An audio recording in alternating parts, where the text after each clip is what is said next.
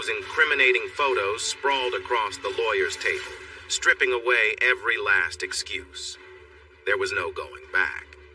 Sherry's betrayal had rewritten everything we were.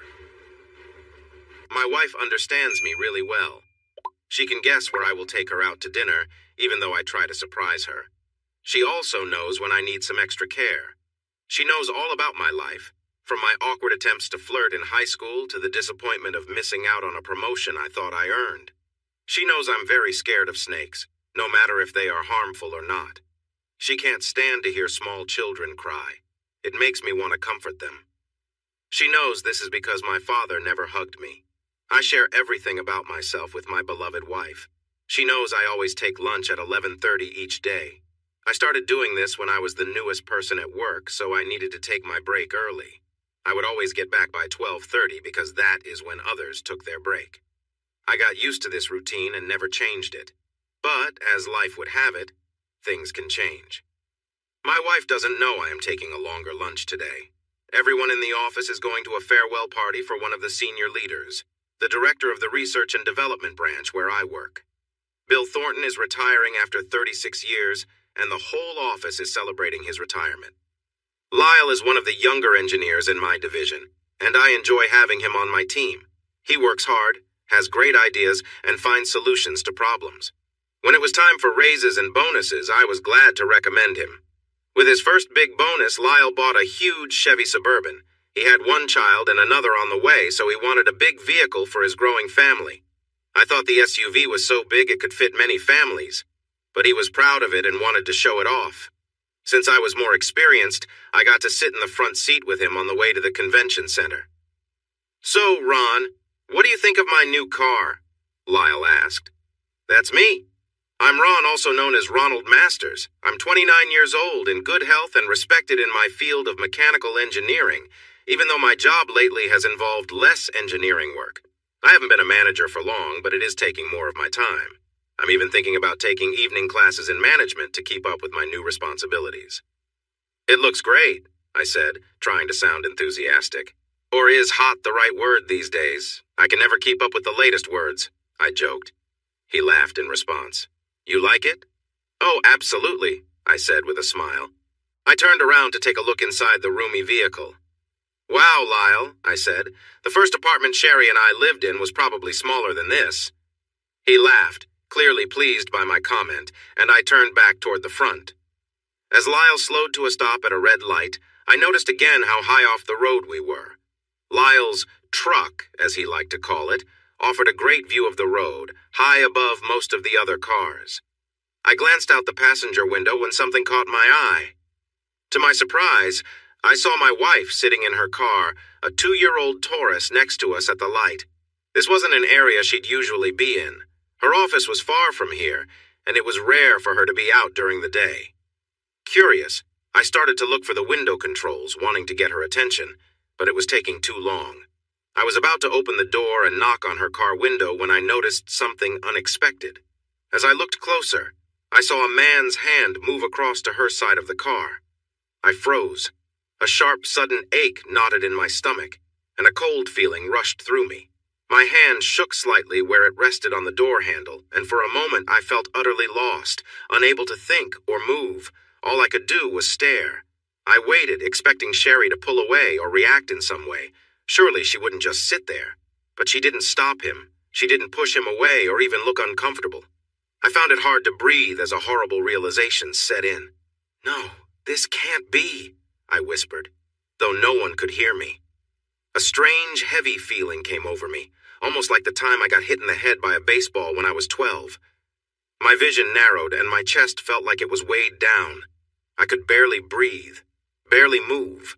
I was a strong person, but at that moment I felt utterly drained, like an empty shell. If I had been lying on railroad tracks and needed only to move to avoid an oncoming train, I doubted I'd have the strength to roll away. My eyes stung as they filled with unshed tears.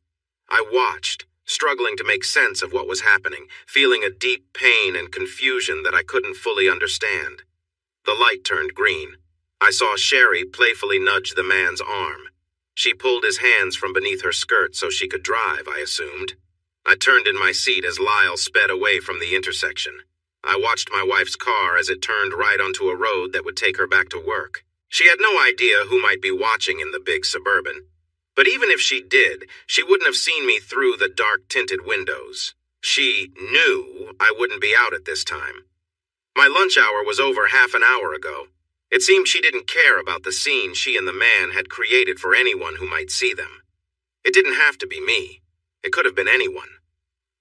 Sherry was so caught up in the moment that she didn't even think to hide what she was doing. It felt like I knew her well, but maybe I didn't really know her at all. When she came home that evening, I received a quick kiss on the cheek. A couple of years ago, I would have gotten warm, loving kisses after a long day at work. Over time, those kisses had become less frequent and eventually stopped. I watched as my wife headed up the stairs. Then, I noticed something strange. I hadn't thought about it earlier when I saw her earlier. "Sherry," I called out. "What happened to your pantyhose? I know you put on a new pair this morning. Why aren't you wearing any now?" She paused before continuing down the hallway toward our bedroom, not facing me for a moment. "Oh, I got a snag in the right leg," she eventually replied. "It kept getting worse, so I just took them off." She smiled back at me, looking more closely than usual, as if she was checking if I believed her explanation. I nodded, trying to show I understood. She turned away, and I thought I saw a small look of relief on her face. "I see," I said, hoping my tone sounded playful. I hadn't meant to say anything, but a sudden mix of pain and anger made me ask about the pantyhose. Those feelings still held on to me. A mischievous thought made me want to see how far I could push her. I wondered if someone else might have pulled them off in a hurry, I said, watching her closely.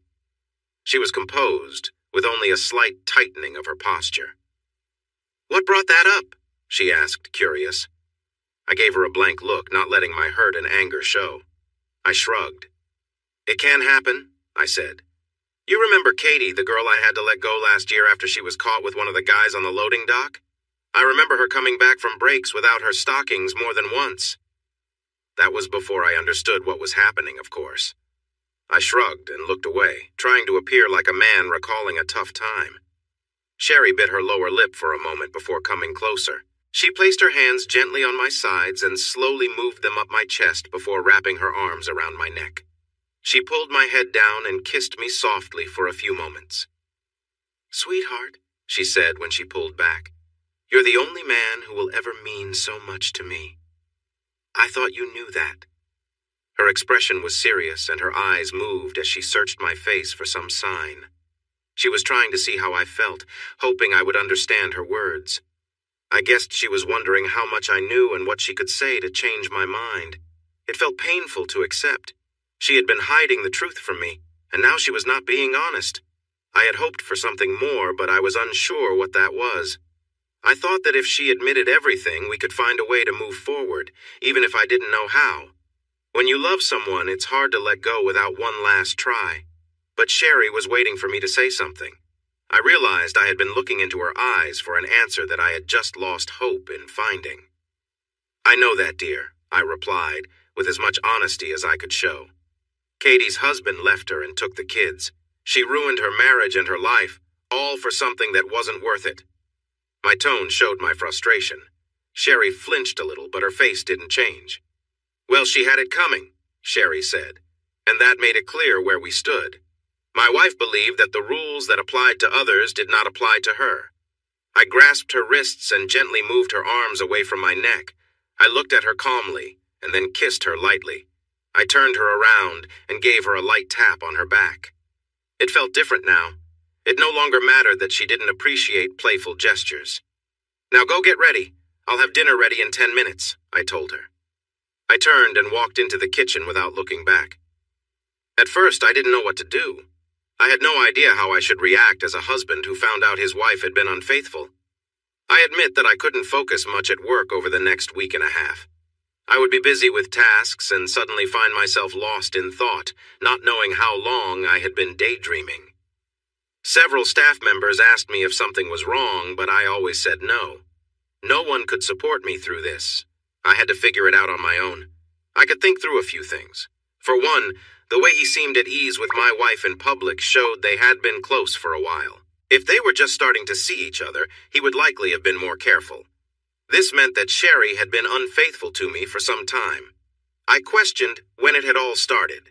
I couldn't recall any signs that she was being unfaithful. There were no changes in her behavior or any shifts in our daily life that stood out. In the end, though, it didn't really matter how long it had been happening. The key fact was that it was happening. Second, I was not going to accept her dishonesty. I couldn't go to work every day wondering who Sherry was spending time with. I wasn't really a church-going person anyway. There was no way I would just let it go and ignore it. That wasn't who I was. I didn't see any reason to try to save the marriage. Sherry had broken the trust we built over our 4 years together. It felt like she had done so multiple times based on what I knew, and I wasn't sure how we could ever rebuild that trust. The only thing left to do was to confront her, to get out of this situation with my mind as clear as possible. If I'd done something wrong that led Sherry to act this way, maybe she would tell me. I tried to pull my focus back from the thoughts that consumed me. I felt more alone than I had ever felt in my life. Pain hit me in waves, mixed with sudden bursts of anger. Neither feeling would let me focus long enough to accomplish anything. Having decided that my marriage to Sherry was over, I set myself the gloomy task of finding a way to ease my pain. The problem was, without proof of any sort, Sherry could likely take most of what we had built together. Courts in Texas are not kind to men who make unproven claims against their wives. In this day and age, wives often receive the benefit of the doubt in many situations. I pushed aside any loving feelings I had left for Sherry and locked them away in my mind. I decided I wanted my fair share of what we built together. We had some good value in the house, and our savings account was finally starting to grow. Both of us had been earning decent money for about a year, allowing us to buy good furniture and appliances. Our cars were financed, but we were close to paying them off.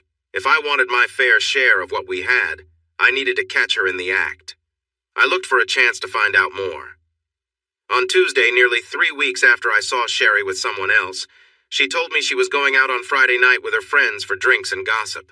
This was something she and a few women in her group did about every 6 weeks. She mentioned Connie, Barbara, Miranda, Colleen, and Tammy would be there, but not Melissa, Sherry's close friend. Sherry seemed to find it funny that they would talk about Melissa while she wasn't there. There was nothing unusual about her going out. She had done this many times in the past.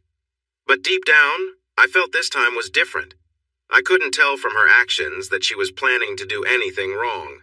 Still, I felt uneasy and needed to check what she was saying. "Connie," I said cheerfully on my phone. Connie was a friend of Sherry's. She and her husband Art sometimes came over to our house for barbecues or dinner. "Hey there," she replied happily. Connie loved to flirt and took any chance she could. "What's up?" she asked. "Not much," I said. "I was wondering if you and Tom had any plans for tomorrow night. I thought it would be nice for the 4 of us to have dinner and play some cards." She said playfully. "Let me check my schedule."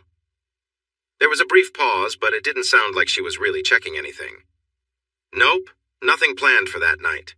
I'll ask Tom, but I think that sounds fun. What should we bring?" she asked. "Just bring yourselves and your smiles," I joked, trying to sound cheerful even though I felt empty inside.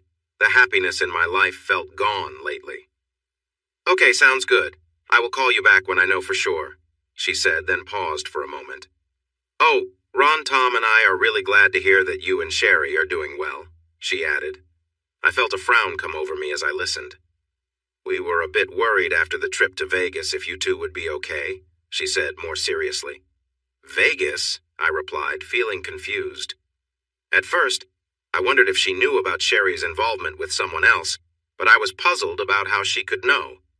The trip she was talking about was one I had missed because my boss called me at the last minute and sent me to Denver to fix an issue in our main office. Sherry went with Melissa and her husband Cal, along with Connie and Tom, and they all seemed to have enjoyed themselves. Wait, was Connie suggesting something had happened in Vegas? I had to know what was going on, even though it made me feel uneasy. "I don't get what you mean, Connie," I said, my confusion clear in my voice. There was a long pause before she replied.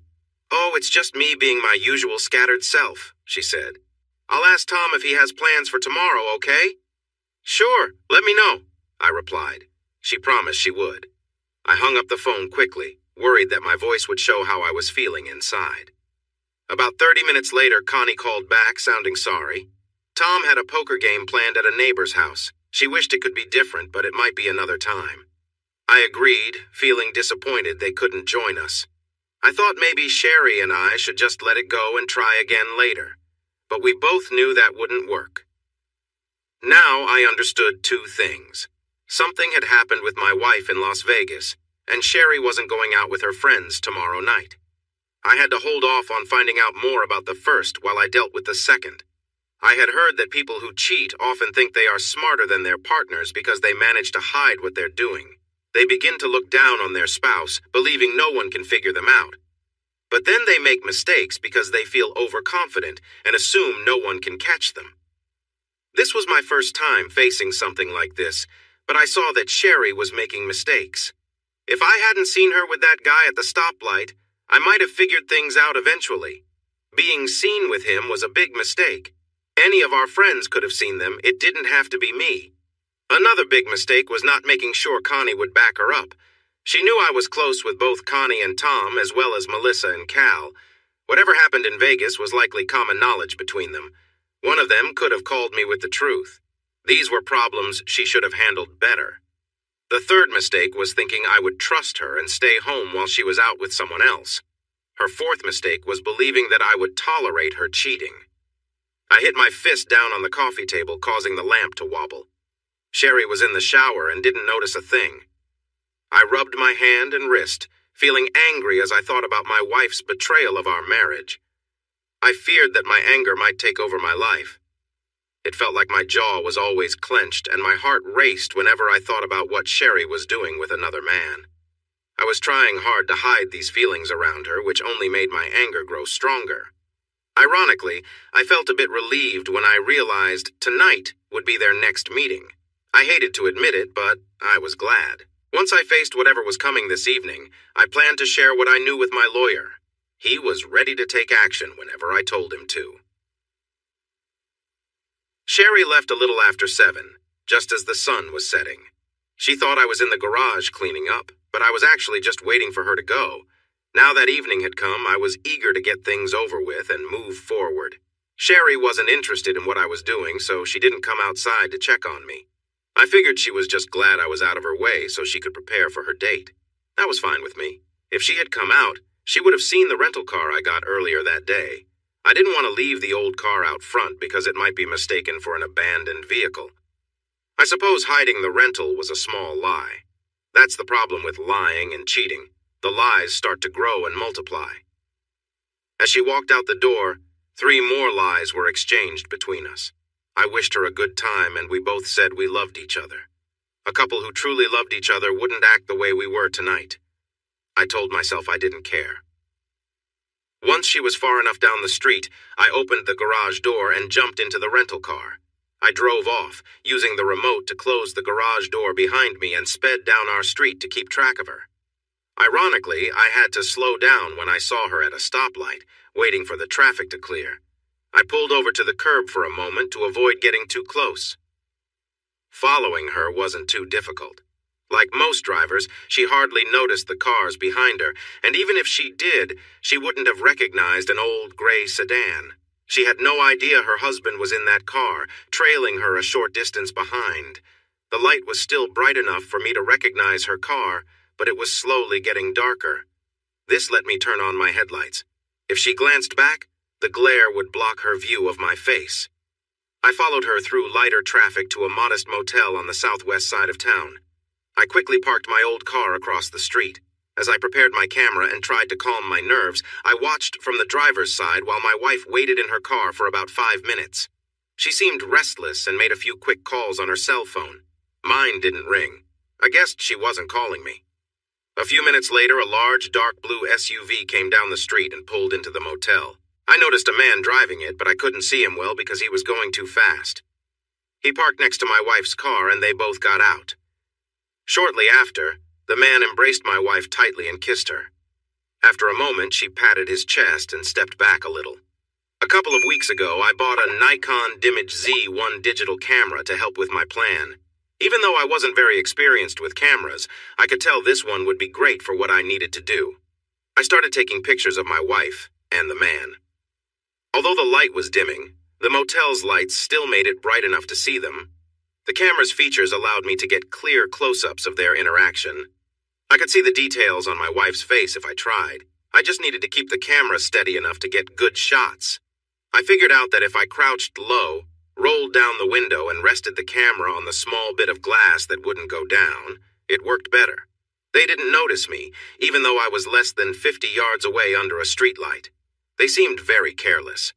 It seemed like some people who cheat think they won't get caught. The man took out a plastic card and opened the motel room door. He and my wife went inside, and I settled in to wait for them to come out. I wanted pictures of them leaving the room to show how long they had been inside. The camera could add a date stamp to the digital pictures, and the files would show the exact date and time they were saved. I thought a computer expert could explain all this well enough for a court to understand. Even if the judge didn't like my reasons, I was sure my lawyer could find a good expert. I felt uneasy. The taste of bitterness rose in my throat as I struggled to keep my stomach calm. The longer I waited, the worse it got. Finally, I couldn't hold back any longer. I opened the car door and leaned out, retching onto the pavement until there was nothing left in my stomach. It became painful after that, with my stomach heaving, even though there was nothing left. When it finally stopped, I wiped my mouth, rinsed with some water, and took a sip from a bottle. Shaking with anger and sadness, I stepped away from the car and walked up and down the curb a few times to calm myself down. I glanced toward the motel door to check if anyone had come out. The room was dim, but I noticed a small, brighter spot on the lower left side of the curtain, where a slight gap let the light shine through. Curiosity took over, and after making sure no one was watching, I walked through the parking lot toward the room. As I got closer, it was clear that whoever was inside had been careless. The curtain gap was just big enough to see through. I looked around again to see if anyone was nearby, but at that moment I didn't really care if anyone saw me. This was my chance to get proof. I knelt down, lifted my camera, and aimed it through the gap in the curtains. With a few adjustments, I snapped some clear photos, hands trembling as I focused through the narrow opening. It was challenging, but I managed to capture what I needed. After a minute or two, I had the proof I'd come for, and with a heavy heart, I stepped away. He wasn't being gentle, but it seemed Sherry had a liking for a bit of roughness, as her expression showed a mix of excitement and pleasure. The camera I brought could take 6 quick pictures, so I set it up before leaving home. I pressed the button repeatedly to capture the moment. I couldn't watch them for too long. Feeling sick and in more pain than I had since my parents passed away, I sat back and tried to collect myself. I took a deep breath and shut my eyes, fighting the urge to cry. I was hurting, but everyone has their limit for how long they can feel hurt. I pushed aside my emotions, trying to lock them away behind the doors I thought I had closed earlier in the week. Suddenly, the feelings I had for her changed. I didn't feel love anymore, and I certainly didn't like her. This new distance gave me the strength to stand up without feeling dizzy or sick. Then I heard loud voices from inside the room.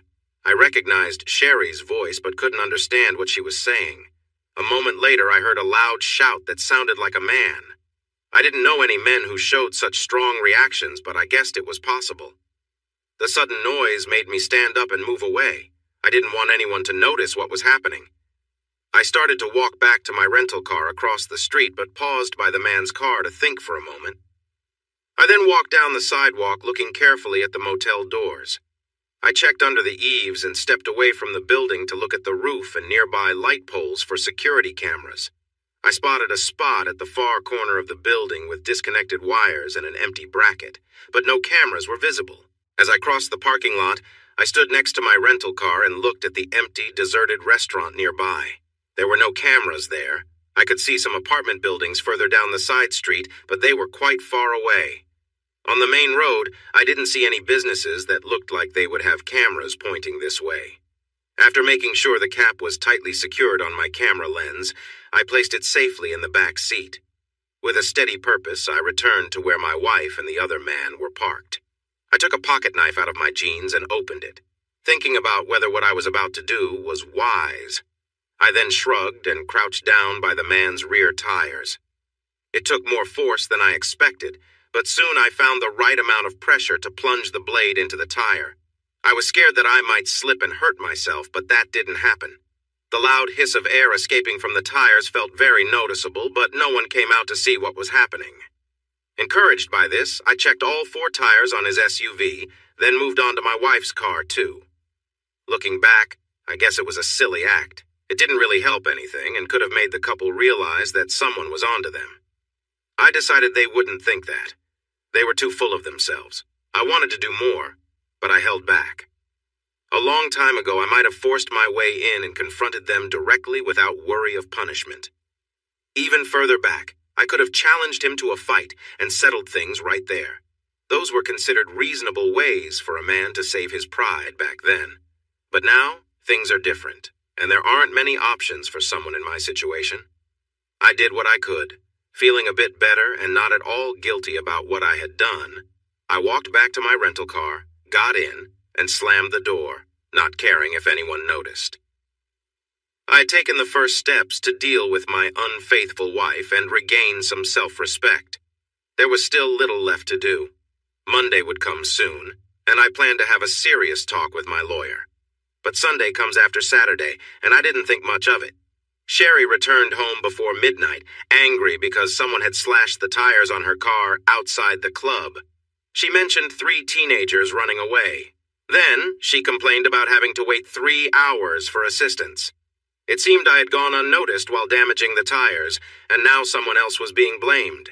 Honestly, I didn't know if her story about the teens was true, but the long wait sounded believable. I just shrugged. None of it mattered to me. I was surprised she came home that early. I thought she would be out much longer with another man. If she had to wait for any time, it meant her time with him was brief, not that it changed anything. I offered some kind words to calm her down. She soon went to bed without wanting any closeness. I understood why. The scent of cheap hotel soap on her skin was overwhelming. On Sunday afternoon and evening, Sherry became very affectionate and wanted me close. From the outside, she looked like someone who hadn't been out with another man just days earlier. She showed no signs of guilt at all. If anything, she seemed happier and more relaxed than she had in months. I had read that being overly nice can be a classic sign that a partner might be cheating. They often felt guilty, even if they didn't show it, and tried to make things right with their spouses. Earlier today, while Sherry was cooking lunch, I spoke with my lawyer. He told me to call him if I needed anything. He was ready to go. All he needed was my signature on some papers, and he would file them at the courthouse before noon tomorrow. The photos I had would help if Sherry challenged the divorce. By tomorrow afternoon, I would be a free man, in a way. The divorce would not be official for 6 months, but I would be separated from the woman who had caused me so much hurt. That evening, Sherry wore a black nightgown that she knew I liked and walked towards me on the bed. I felt unwell just thinking about being close to her after what had happened the previous Friday. I was searching for an excuse to avoid spending time with her tonight. Just the thought of being near her made my stomach churn. I sat on the bed, trying to act uninterested, but she kept trying, appearing as the loving wife wanting affection from her husband. She moved close to me, showing herself in the soft light, and I could feel her trying to engage me. Even though I wanted to resist, her touches were starting to affect me, and she seemed to enjoy that. Suddenly I made a decision. Without thinking about the consequences, I was going to give her what she wanted. It would be one last moment before we separated for good. If I had been thinking clearly, I would have realized my motives were tied to my own feelings of anger and humiliation. But at that moment, I just wanted a small bit of revenge for the pain she had caused me. I imagined a woman who didn't deserve respect, someone I could use without a second thought. I was planning to keep things subtle so she wouldn't realize my intentions right away. I let my feelings towards Sherry shift as I prepared myself. I stood up and drew her close. I leaned in to kiss her softly, our lips barely brushing before I pulled away. I did it again and again until I became more assertive. When I came back for another kiss, I found her lips waiting for me. I held her close, resting my hands on her shoulders and slowly letting them slide down her arms in a gentle, affectionate touch. She sighed softly, leaning into me, our heads close as I looked into her eyes. I wrapped my arms around her, pulling her closer, feeling the warmth between us. She closed her eyes, moving in rhythm with me, letting herself get lost in the moment. Her hands rested softly on my arms, her face relaxed and peaceful. She leaned into me and I placed my hand on her shoulder, brushing a stray strand of hair from her face. I held her, feeling the quiet connection between us, letting the moment unfold naturally. Our heads came close together as I whispered her name, feeling her warmth. She responded with a soft murmur, enjoying the closeness and leaning gently against me. I held her as we stood there, feeling content, both of us lost in the shared quietness. In that moment, the world faded away, leaving just the two of us, peaceful and close, appreciating the comfort of each other's presence. I gently kissed her shoulder, pressing close, feeling her warmth and breathing in the quiet comfort of the moment. She sighed softly, and I could tell she felt at ease, letting herself relax. We sat together on the edge of the bed, her hands resting on my shoulders. I leaned in to hold her, wrapping my arms around her, sensing her steady breaths and quiet presence.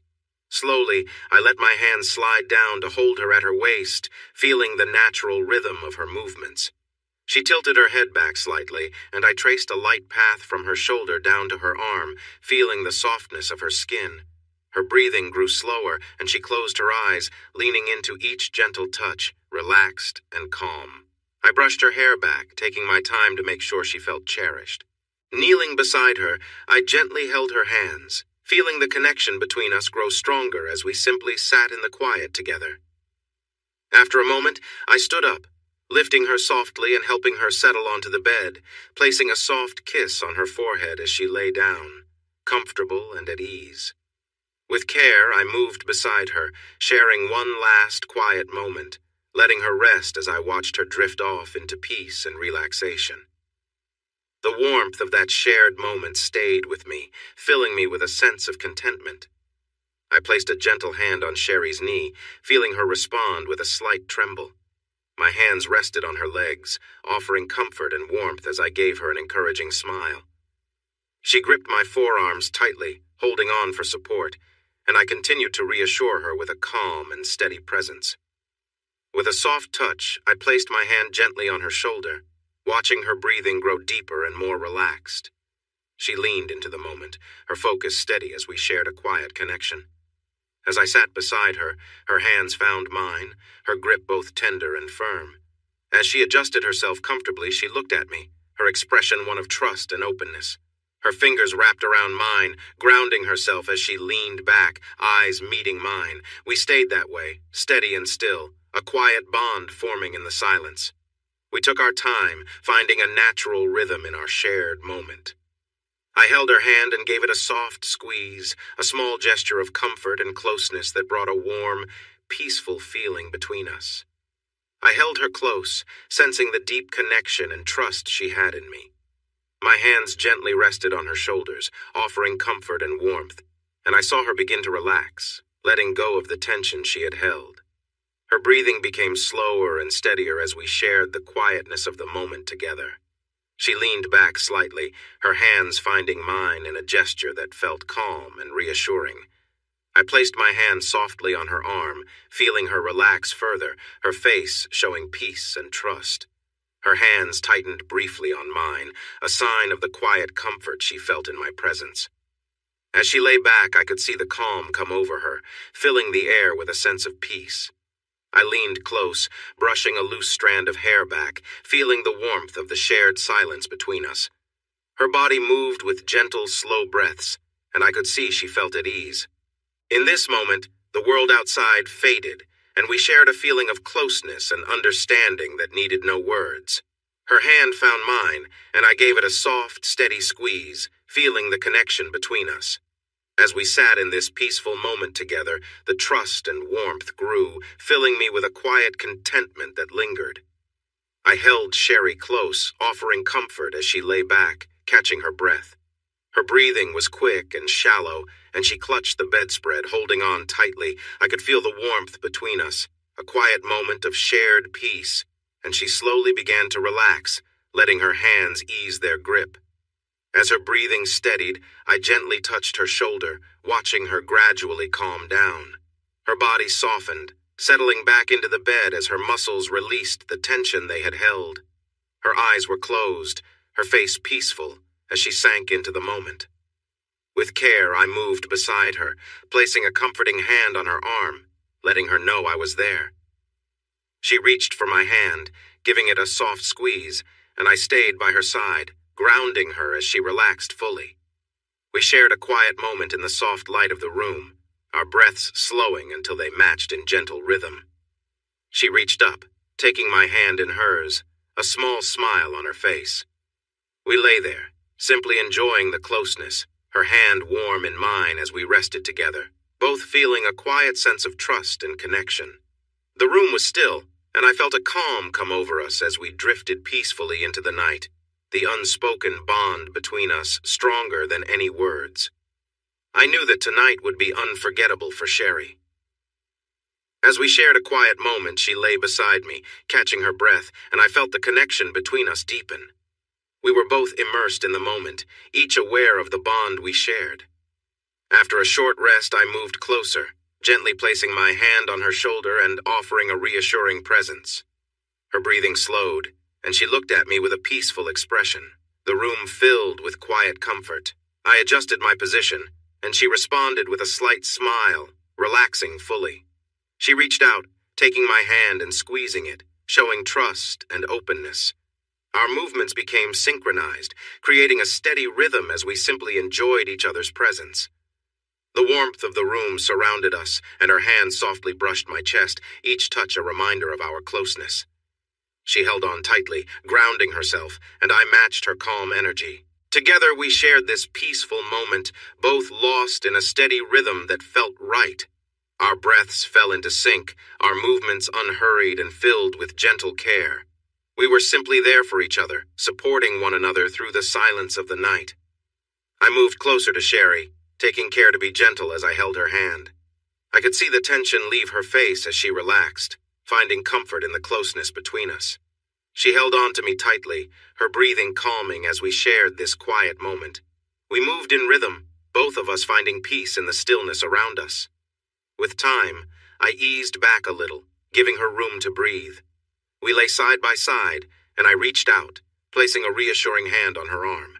She looked at me with a calm expression, her gaze softened, and I could tell she felt a deep sense of contentment.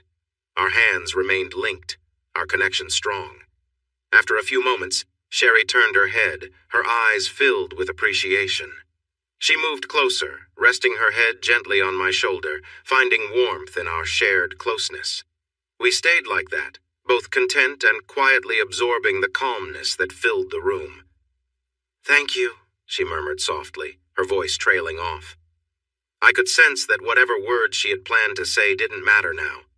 We stayed in each other's presence, feeling the bond between us grow stronger. The silence around us felt complete, and I felt a sense of peace settle over us as we drifted into the comfort of the night. I didn't ask her what she meant. "All you had to do was be here with me," I said. I hoped it was unclear enough for her to think about later. She stirred a little, nodded as if she understood, and then fell into a deep sleep. I got up and took a long hot shower. After I finished, I walked down the hall to the guest room and lay down on the bed. Sherry hadn't moved when I passed our bedroom, now her bedroom. I doubted she realized I was gone. She would be annoyed when she woke up on the damp spot I had left. I didn't sleep much the rest of the night. I knew what the next day would bring, and even though I was anxious, I was also ready for it. I hoped it would help me move on from the troubles that had troubled me for the last month. The next morning, I was dressed and gone before Sherry woke up. I knew she'd be upset about my sudden absence, but I didn't want to be around her. It was too hard. 3 hours after she left, I returned home with a U-Haul truck. I had already taken the camera to my lawyer's office, and one of his assistants had made 2 copies of everything. The sympathy in her eyes was clear when she handed them back. I appreciated it, but felt a bit suspicious, as I didn't want to feel sorry for myself. Back home, after a couple of cups of coffee, I started packing my clothes and the few personal things I had brought into the marriage. There were not many things we had bought together that I wanted to keep, I had originally planned to take some furniture, but all I wanted was the DVD player, a 25-inch TV, and some music CDs. Nothing else seemed appealing. I backed up everything on my computer, opened the case, and took out the backup hard drive. I put it in my briefcase to use later. Before I left, I laid out a dozen prints of the photos I had taken last Friday night on her dresser. I used the computer one last time to print a note from my wife in the biggest letters I could fit. "Enjoy the memories of last night, dear. They're the last you'll have of me."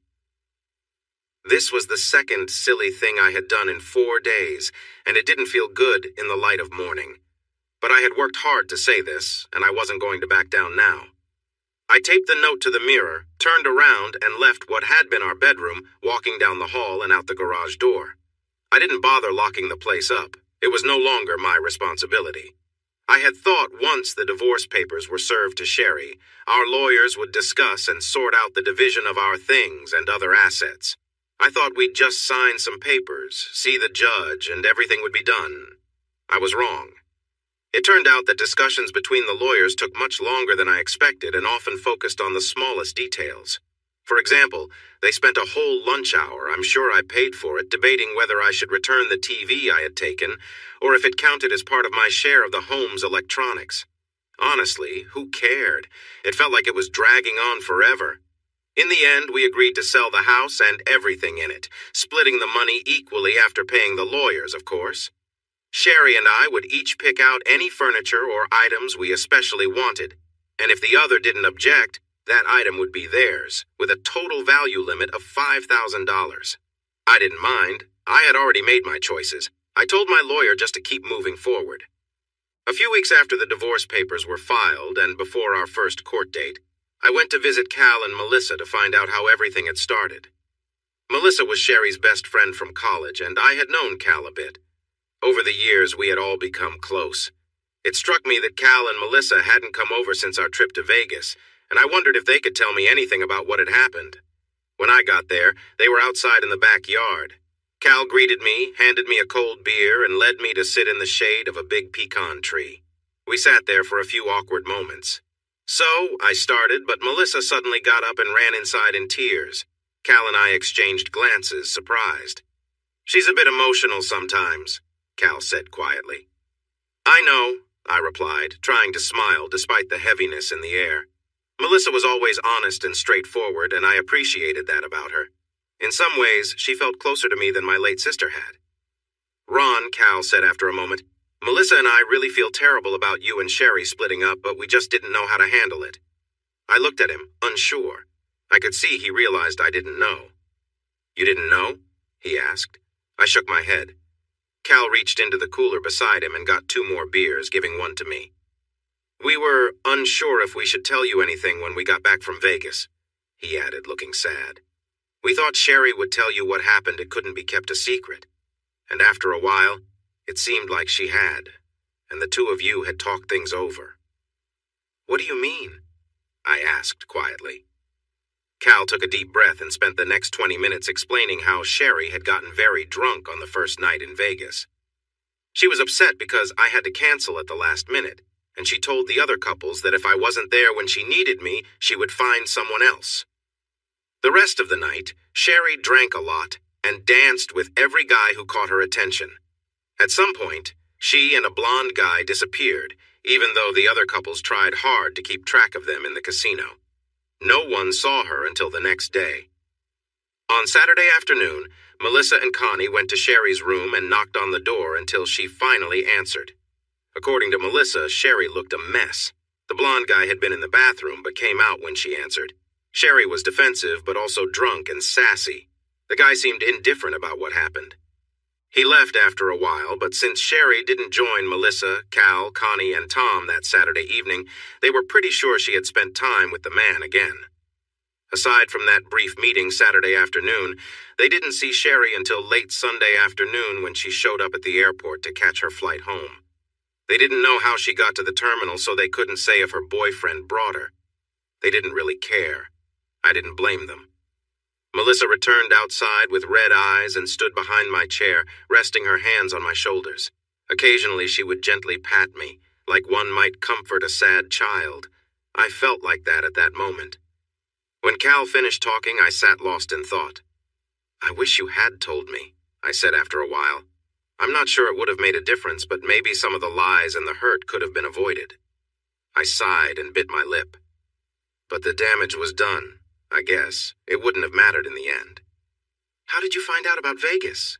Melissa asked softly. I leaned back to look up at her. "You all just told me," I replied. She looked puzzled. "Well, how did you really find out?" she asked. I took her hand and gave it a gentle pat. "I saw them in Sherry's car on the street a few weeks ago, and I knew something was wrong," I said, feeling frustrated. Both of their faces went pale. They winced with sympathy. "Oh, you poor thing," Melissa said. "What a terrible way to find out." I shrugged. "I'm not sure there is a good way, Lissa," I said. "But it's over now." I looked at the grass by my feet to hold back the tears that had suddenly filled my eyes. Sherry had come over a few days ago to tell them about the divorce. Melissa said Sherry was very upset that Melissa wouldn't support her. Sherry called it a big mistake. When Melissa called her some harsh names, Sherry had stormed off. That was typical for Sherry, blaming everyone but herself and the other person involved. Cal, Melissa, and I talked for about an hour more before I left. Their little baby needed care, and I wouldn't have added much to their dinner, even though they really wanted me to stay. 3.5 months into the divorce talks, the issue of the pictures I took came up. Sherry was worried I might share them online. I thought that suggestion might be useful, so I looked for a way to share them. I joked about sending copies to everyone at Sherry's office and her friends, even though I didn't plan to follow through with that. But it got us talking again. It would have been complicated legally if I had gone through with my threat. For one, I took those pictures without permission from the motel or the people in them. I told my lawyer that I'd go for it if something didn't change soon. The next day, Sherry's lawyer brought up how to divide the house and offered me 60% of the sale price if I would hand over all copies of the pictures. I said no. After some time, they offered me 55% if I would only keep one copy and promise not to share any online. Sherry also asked for a private meeting with just the two of us. I countered with 60%, keeping one print and only 30 minutes with her. We eventually settled on 60% of the house, 2 sets of the pictures, one for me and one for Sherry, no digital copies, and a 1-hour private meeting. They dropped their court motions and agreed to a no-fault divorce as soon as possible. The court recognized that Sherry and I were no longer living together as a married couple while waiting for the final divorce. Texas doesn't have legal separation, so this was the best we could do. I was okay with that. The sale of our home and belongings could move forward, and the waiting period for the divorce would not be delayed. In another couple of months, all of this would be finished. In the meantime, I worked hard to keep my job from being affected by the divorce. In fact, I found comfort in my work. I was the first to arrive in the morning and the last to leave that night. Maybe because he noticed my renewed commitment to the company, the boss made me the temporary head of the R&D branch. He handed me all the issues to handle, but didn't offer me a pay raise. I didn't mind too much. I just made sure that the troubles in my personal life didn't affect my work. I got there about 10 minutes early. I had hoped for slow traffic so I could arrive late, but that didn't happen. The meeting with Sherry was set to take place in a spare office in my lawyer's suite. I was taken into that office and shown to the big chair behind the desk. It was supposed to have a strong effect on Sherry, putting her at a disadvantage. One of my lawyer's helpers, a young woman who had been kind when I started the divorce process, adjusted my tie and brushed off some imaginary lint. As I sat there, she leaned in close. I could smell her perfume, and if I had looked down, I would have seen more than I intended. When everyone else left the room to greet my wife, she kissed my forehead impulsively, told me to hang in there, and gave my hand a reassuring squeeze. As she stood up to leave, she turned back and smiled before she walked out.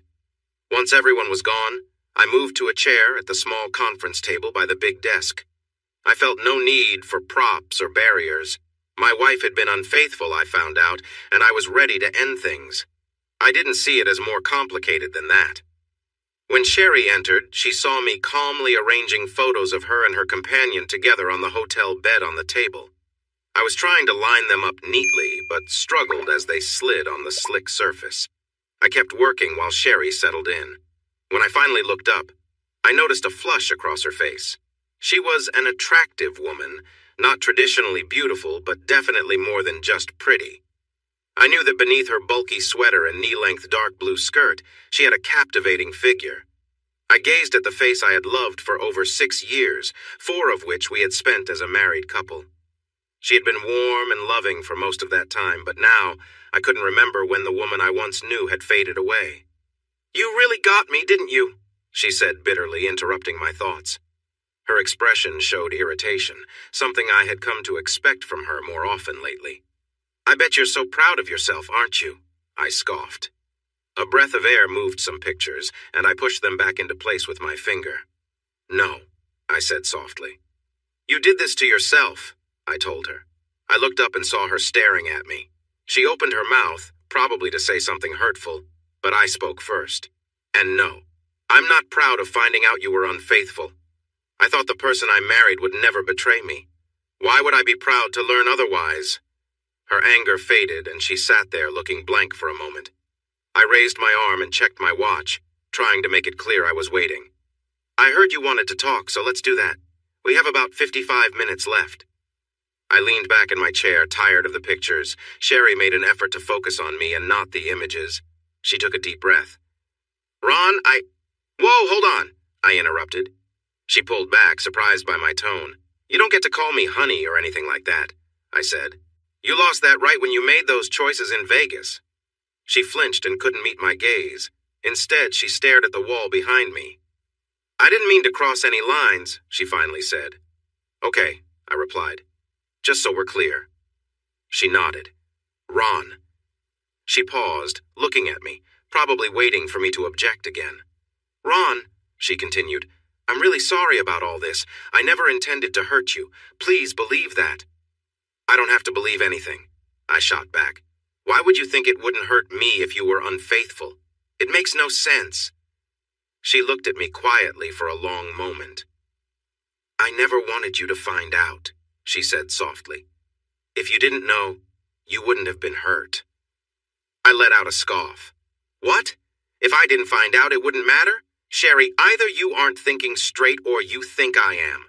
Our friends told me you were dancing too closely with another guy and then disappeared. They couldn't find you until the next day. That guy was in your room with you and you didn't even try to hide it. Did you really think I wouldn't find out eventually?" She sat in silence for a moment, then asked suddenly, "So why didn't you stop me?" "What?" I replied. "I wasn't there, Sherry." She shook her head.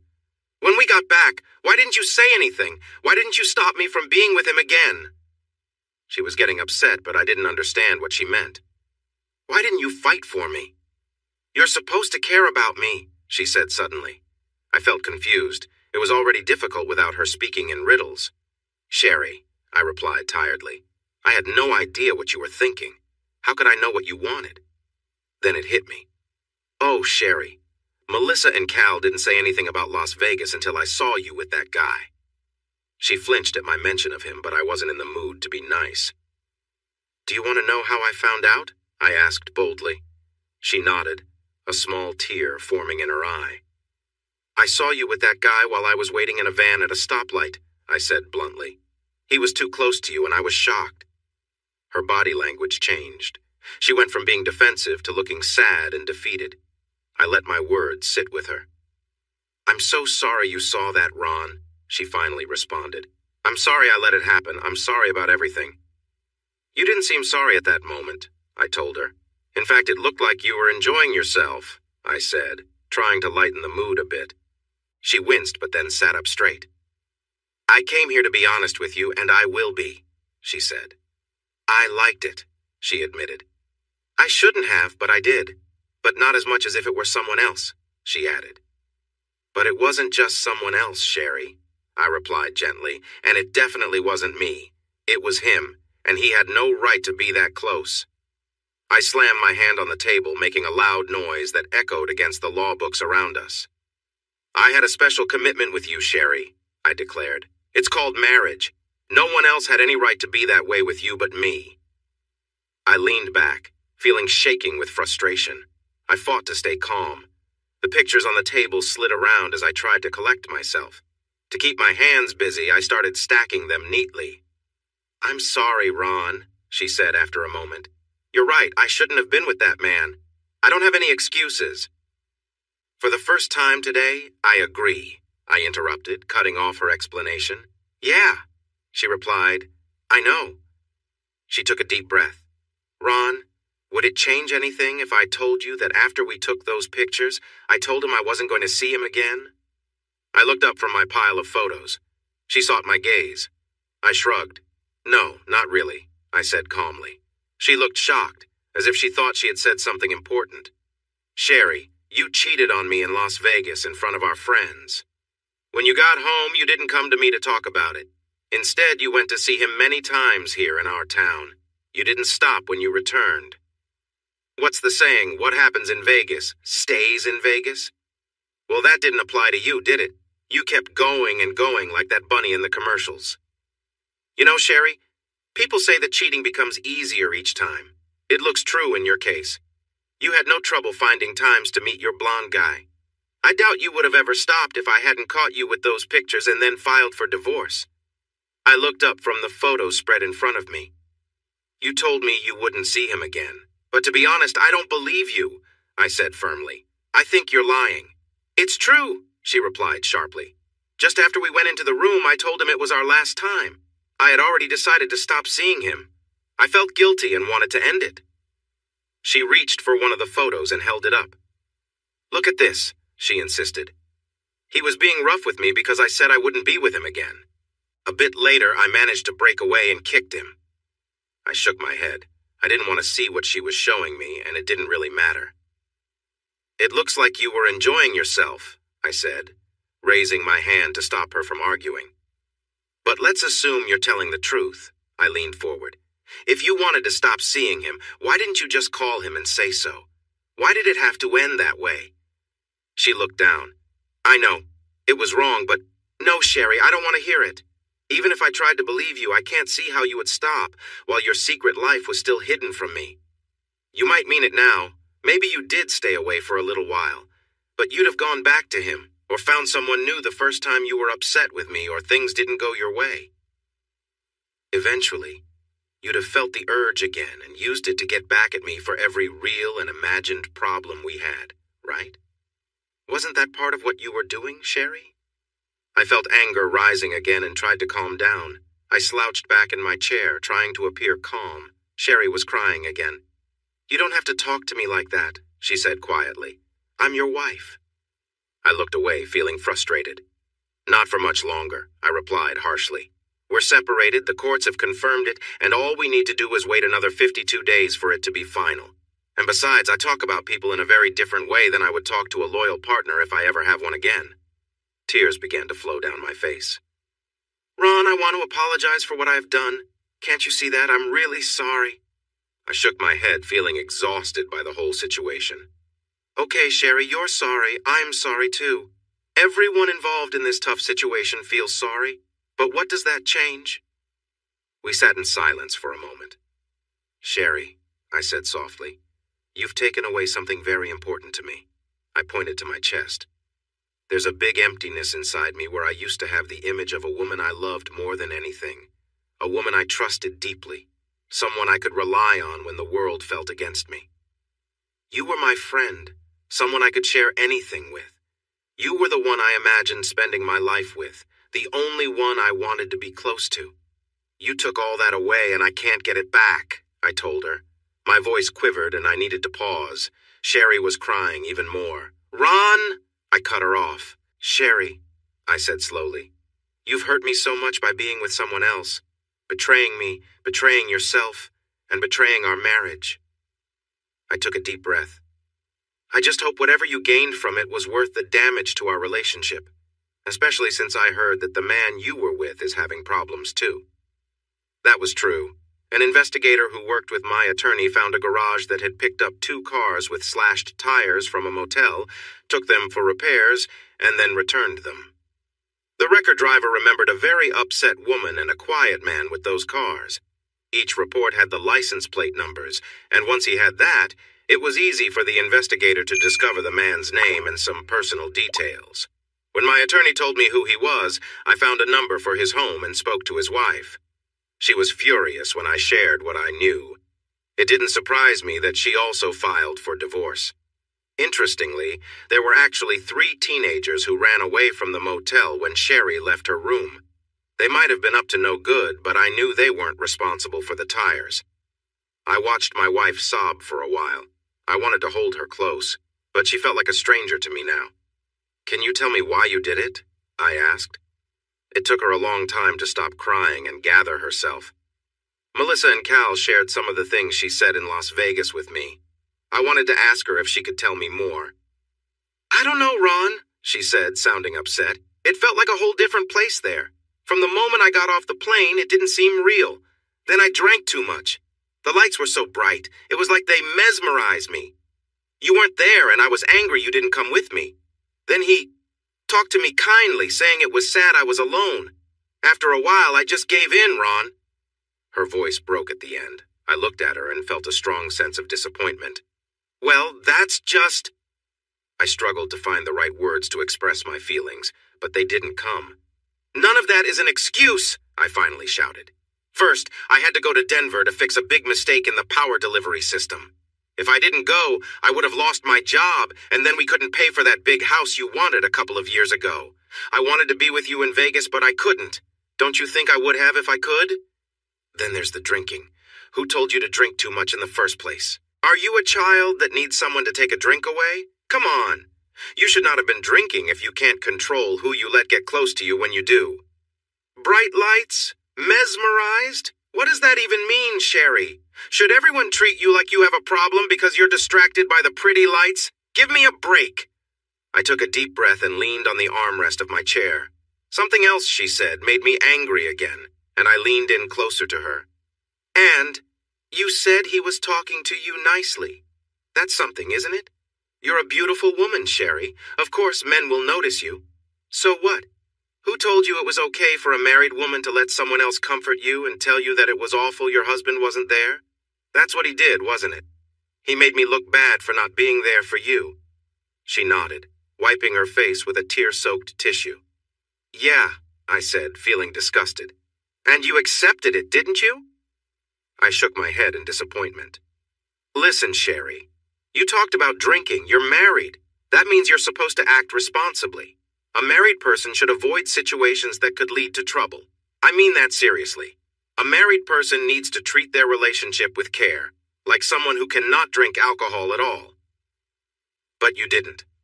The first time you danced with him too close, the first time you let him hold your arm in a way that felt possessive, it was like breaking a promise you made to yourself. Our marriage vows said we would be true to each other, Sherry. How could you forget that? Do you really think I'm so unappealing, so bad at being close that I could never find someone like you? Every time I travel, I have chances with other women. I go on trips 7 or 8 times a year. Each place has a woman, someone in the office, a waitress, or someone at the hotel bar. Maybe just a girl I see in the hallway. There are always women around, but you know what? I've never acted on it. I've been approached a lot this year, but I didn't even think twice about any of them because I had you at home. Guess I was wrong to trust you, I said. If only I had known. I shook my head in disappointment. The room was quiet except for Sherry's quiet crying. She sat there, hunched over, her shoulders shaking as she tried to hide her tears. I wasn't sure why she wanted to talk, but I seemed to be doing most of it. After a long pause, I spoke again. You should never have let him touch you at all, Sherry. The moment he did, you lost something special between us. Each time he crossed a line, it was like taking a step further away from our marriage. What's the point in talking about it? Suddenly, my anger faded. I sank back in my seat, trying to calm myself. I don't know what else to say, Sherry. You've ruined something truly beautiful. Now all I feel is hurt, and that isn't going away. I loved you completely. I still do, I guess, but I haven't figured out how to turn those feelings on and off, like you have. Ron, Sherry said quietly, if you can still love me, we could try again. She stopped when she saw me shaking my head. But we shared a special moment just before you left me, she said, her voice filled with confusion. Not really, I replied sharply. What we shared that night wasn't the love you think it was. I wanted you to remember me when I was gone. I regret doing that. It was unfair and selfish of me. I'm sorry. Sherry looked surprised and then sad. She had hoped I would want to be with her again. We sat quietly, watching each other for a while. I can't try again, I finally said, remembering what she asked. I have nothing left to give, Sherry, I continued. I can't trust what you say. I know you've been dishonest since you got involved with someone else. You were misleading me every day, and that is really unfair to someone who cares about you. I can't trust you anymore, Sherry. I can't picture ever feeling safe with you again. I can't live like that. I sighed and leaned back in my chair, staring at the ceiling. I don't know what I did to deserve this, I said, thinking out loud. It seemed like we were good together. If I didn't make you happy, you must be a great actress. I never saw so many false moments in one night, if that was the case. I paused, trying to understand my thoughts. You know, Sherry, I know I'm not perfect. I sometimes miss when you're unhappy, and I don't always catch your hints quickly enough. There are moments when I don't know what you want, especially when you're upset. But I've never completely shut myself off from you. I try to be kind, even if I don't always get it right. I only watch one football game a week to have extra time with you on weekends. I take you out when we can afford it. I bring you flowers sometimes. I know I could do more, but I do try. I know I'm not always the partner I want to be, but what did I do to deserve this? Nothing. Nothing at all, Ron, Sherry replied quickly. It was just me. I did something mean, foolish, and hurtful. I'm really sorry for hurting you. I feel terrible about what I did. I wish I could undo it, but I can't. I can't change the past. She went quiet, maybe too drained to cry anymore. I can't stop wondering, Sherry, I said quietly. When did you decide it was okay to be with someone else? What made you think that was the answer to the problems we had? I never decided to do any of that, Ron, she replied softly. I'm really sorry. If I had been in charge, I would have made different choices. This mistake just happened. I didn't want it. I wasn't looking for it, she said. That was it for me. I couldn't take it anymore. I sat up in my chair and started to gather the pictures, putting them into a neat pile. I was tired of all the excuses. No, it didn't just happen, I said firmly. Come on, Sherry. You can't tell me you were just walking through the casino that night and suddenly found yourself in that situation. No way, that's not true. You let this happen. Let's be honest. You made it happen after you got back home. And honestly, you wanted it. You may not have looked for it in Vegas, but you certainly did here in town. Please take some responsibility for this, Sherry. This wasn't some sudden surprise. You made a choice, you enjoyed it, and you kept choosing it. Plain and simple. She just stared at me, looking shocked. And this wasn't a mistake either, I added. A mistake is when you grab a can of soup and end up with the wrong one. This is much bigger than that. And I guess this is how it has to be, Sherry, I told her. I can't be with someone I can't trust. They don't make chastity belts anymore. And I wouldn't use one if they did. If I have to worry every time I step away from you that you might be with someone else, then I'd rather end this. You can be with whoever you want for all I care. I put the pictures into my jacket pocket and stood.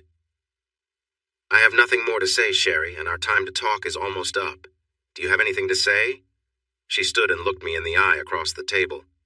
Just one thing, Ron, and then you can go if that's what you want.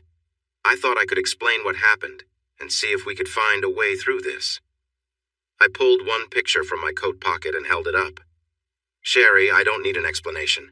This one photograph tells me everything. If it didn't, what Cal and Melissa told me would have filled in the gaps later anyway. I don't understand what you're trying to say. Don't you see? When you went to your room in Las Vegas with that man and closed the door, you shut me out of your life. You ended our marriage with that one choice. Everything else is just more confusion on top of it. You can't explain this away. The truth is the truth, and nothing can change that.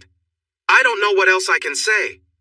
How about if I say there is no explanation that will change anything? Does that make it clearer? She seemed to find a bit of strength. Somehow she ignored what I had just said. She didn't comment on it. Ron, I love you, and I will always love you. I want you to remember that, she said. I've been selfish and made mistakes. I won't ever stop loving you. Can you understand that, Ron? I nodded. I shrugged. I didn't doubt she thought she understood standing with me in that room, but it felt like a shallow kind of love if it allowed her to do what she had done. I adjusted my jacket and turned away from the woman who had been my wife. Ron, I'm sorry. I know, I muttered, avoiding her gaze. I didn't say anything else, and neither did she. Sherry didn't reach out to me as I walked out the door. I was relieved. Deep inside, I still loved her as much as I did when we married. But love couldn't fix this. She had disrespected our marriage and me. There was nothing left to save, and it was better to move on. I closed the door firmly but quietly behind me. 2 days after my difficult talk with Sherry, I learned why I was not made the permanent director of research and development. They offered me a choice, that job or a position as deputy assistant director of Western operations with our parent company. This office was based in Denver, but I would be away for up to 3 months each year, visiting all our locations between the Mississippi River and the Pacific Ocean. I accepted their offer almost immediately. I wanted to get away, and that was now very important to me.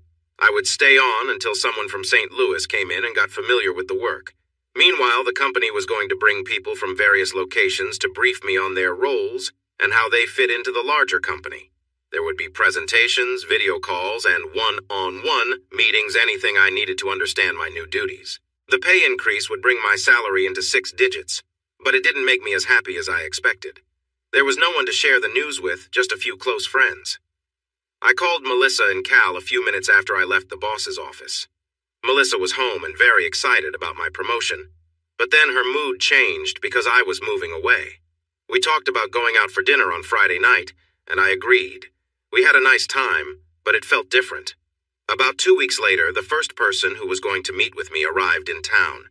Miss Webster was a buyer for some of our other businesses, and she wouldn't be my supervisor when I got to Denver. She worked from Sacramento and reported to someone else. However, she had all the information I needed about what they did for the main company, and she even had a ready PowerPoint presentation on her laptop. She was returning from a trip to the Carolinas and decided to stop by Texas on the way. It was Friday afternoon, and I had to meet with her. Miss Webster was in her 30s, but it was hard to tell her exact age. She wore a dark gray business suit and had a serious look on her face when I first met her. She shook hands with me firmly and walked down the hall beside me with long strides. She was shorter than I was, but you wouldn't know it from the way she moved. We went to a conference room set up for presentations. When we got there, she looked around and chose a smaller room instead of the one with all the fancy projectors. She set her laptop on a table and began working on her slides. Sitting at the corner of the table with the laptop between us, she explained her division's operations and the company as a whole. I think I surprised her with some questions I had about how things worked, who did what, and why they did it that way. She didn't have answers for a couple of my questions and noted them down to check later. Our meeting was very productive, and by the end, I had a good understanding of how her division fit into the larger company. Afterward, we stepped out of the presentation room into a nearly empty office filled with cubicles. Both of us looked at our watches at the same time and were surprised at how late it had become. "I'm sorry, Miss Webster," I said sincerely. "I didn't realize we were in there for so long." I smiled at her. I think I'll have to credit that to such a well-prepared and knowledgeable speaker. For the first time, she smiled brightly at me. Up to then, her smile had been professional and distant, rarely reaching her eyes. This new smile was much better. "Karen," she said with emphasis. I looked around and saw only a few people waiting for the elevators, all of them men. "No, me, I'm Karen," she said, now grinning warmly at me. I was taken aback. I could feel warmth rising from my collar and wrapping around my ears. "Oh," I said. "I'm sorry about that. I guess I wasn't paying much attention." "And I'll blame the late hour on my really smart boss," she added before I could say more. Her smile and kind words along with her hand on my arm made me feel better. "That's very nice of you to say. I really appreciate it." I wasn't stumbling over my words, but I was far from fluent. "Not at all," she replied, patting my arm before letting her hand fall to her side. The spot where her hand had been felt suddenly empty, and I wished she would put it back. "I meant it," she said, her lovely smile lighting up her face again. "Well, thanks. Can I give you a ride to your hotel or to the airport? I should have asked sooner. Actually, I haven't checked into a hotel yet, she said lightly. I went straight from the airport to here and haven't gotten to the hotel yet. I felt bad for not realizing that. Then let me at least take you to where you're staying, I offered. You have a reservation, right? She nodded and told me where it was. Great! Let me lock up my office and I'll drive you over there. Does that sound okay? She nodded again, smiling, which warmed me, even in the chilly air of the office building. It turned out that Karen hadn't picked up her luggage when she arrived, so we made a quick stop at the airport. We found her 2 suitcases that had been put aside because she hadn't retrieved them right away. The woman who helped us looked a bit annoyed, as if there was a rule about picking up luggage immediately. Karen and I exchanged kind words and compliments with the woman, making her smile by the time we left. Once we were out of sight, we laughed together about how well we had turned her mood around. It felt nice to share a laugh with someone again. After getting my car from the parking lot, I drove Karen to a nice hotel downtown and walked her to the front desk. Her reservation was confirmed, and her room was ready. I didn't really need to accompany her. She had everything under control. But I helped carry her luggage in so I wouldn't feel awkward. Once all the paperwork was done and she was ready to head to her room, I hesitated, wondering if I should just leave. I felt like I was back in high school. Karen, if I'm being too forward, please let me know, but I accept, she said, surprising me with her honesty. Just dinner, or... I stared at her for a moment, unsure. It had been years since I had asked someone out, and it felt easier than I remembered. How about dinner, and then maybe we can go somewhere for a quiet drink and a little dancing? I suggested. She stepped closer and gave me a gentle kiss on my cheek. Pick me up at 8? She asked, stepping back. I'll be here, I promised. She smiled nicely and walked away, leading the bellboy toward the elevators. The spot where she'd kissed me felt warm, almost glowing in the late Texas afternoon. I walked past my car and had to turn back a short distance to find it. I couldn't get reservations at the restaurant where I hoped to take Karen, so we chose a place called Fisher's. Over the years, the name had been shortened, and now it was simply Fisher's. It was a dinner club with great food served until 10 p.m. After that, they opened a wall that hid more tables and a large dance floor, turning the space into a lively nightclub until 2 a.m. Diners could enjoy their meals and stay at the same table if they wanted to. However, if they wanted to dance, they had to weave through other tables, which some found tricky. Others preferred to sit near the dance floor. It was a nice spot for adults, and my wife and I had gone there many times when we were together. When I arrived at her hotel, I called up and Karen came down to the lobby. I'm sure my mouth dropped open when the elevator doors opened, and I watched her walk toward me. She wore a soft green evening dress with thin straps, and the bodice hugged her gently. The skirt flowed down to just above her knees in front and below the knees in back. It looked like it had layers of delicate fabric. Her dark blonde hair fell nicely to her shoulders. She walked up to me, wearing heels that made her eye level with me. She had lovely eyes, too. "You're beautiful," was all I could manage to say. It was sincere, even if it wasn't very fancy. I felt a bit shy, but maybe that was okay. She felt a little shy, but didn't seem bothered by the compliment. She took my arm and pressed it to her side like it was something natural. "Shall we go?" she asked. "Honestly," I replied, still feeling bashful. "I could spend all night just admiring you." I gave her a smile, hoping it looked real. She smiled back and gave me a soft kiss near my ear. "But I'm hungry," she said. "You need to feed me." I nodded, smiling at her like a fool. "Then let's go, madame," I said, waving my hand toward the sliding glass doors that led outside. She nodded, and we walked out together, arms linked. I don't even remember passing through the doors. "This is a lovely place," Karen said quietly, leaning in to speak. She looked around, smiling at people who noticed her, taking in the lively atmosphere. Others noticed her too. I wasn't a regular here, but some people recognized me. They seemed curious about the attractive young woman with me. Many of the single men were gazing at Karen with admiration. I understood why. She was stunning. And she was with me. "It is," I agreed. I hesitated but decided to share what was on my mind. "You're probably getting a lot of looks because I used to bring my wife here sometimes," I told her, trying to sound casual. She looked at me for a moment, then leaned in closer, touching my finger where my wedding ring used to be. "So, what's going on?" she asked. "That's just a reminder of a marriage I thought was solid," I replied slowly. "In just a couple of weeks, I'll have the final papers," I added. "We've been apart for a while, just waiting for the required time to pass." "What happened?" Karen asked steadily. She looked straight into my eyes without judgment, but also without pity. I gave her the brief version. "Well, we had been drifting apart for the past year, and I'm not entirely sure why. She has her job, and I seem to be starting a new path I didn't expect. Maybe we were just growing apart without noticing," I reflected.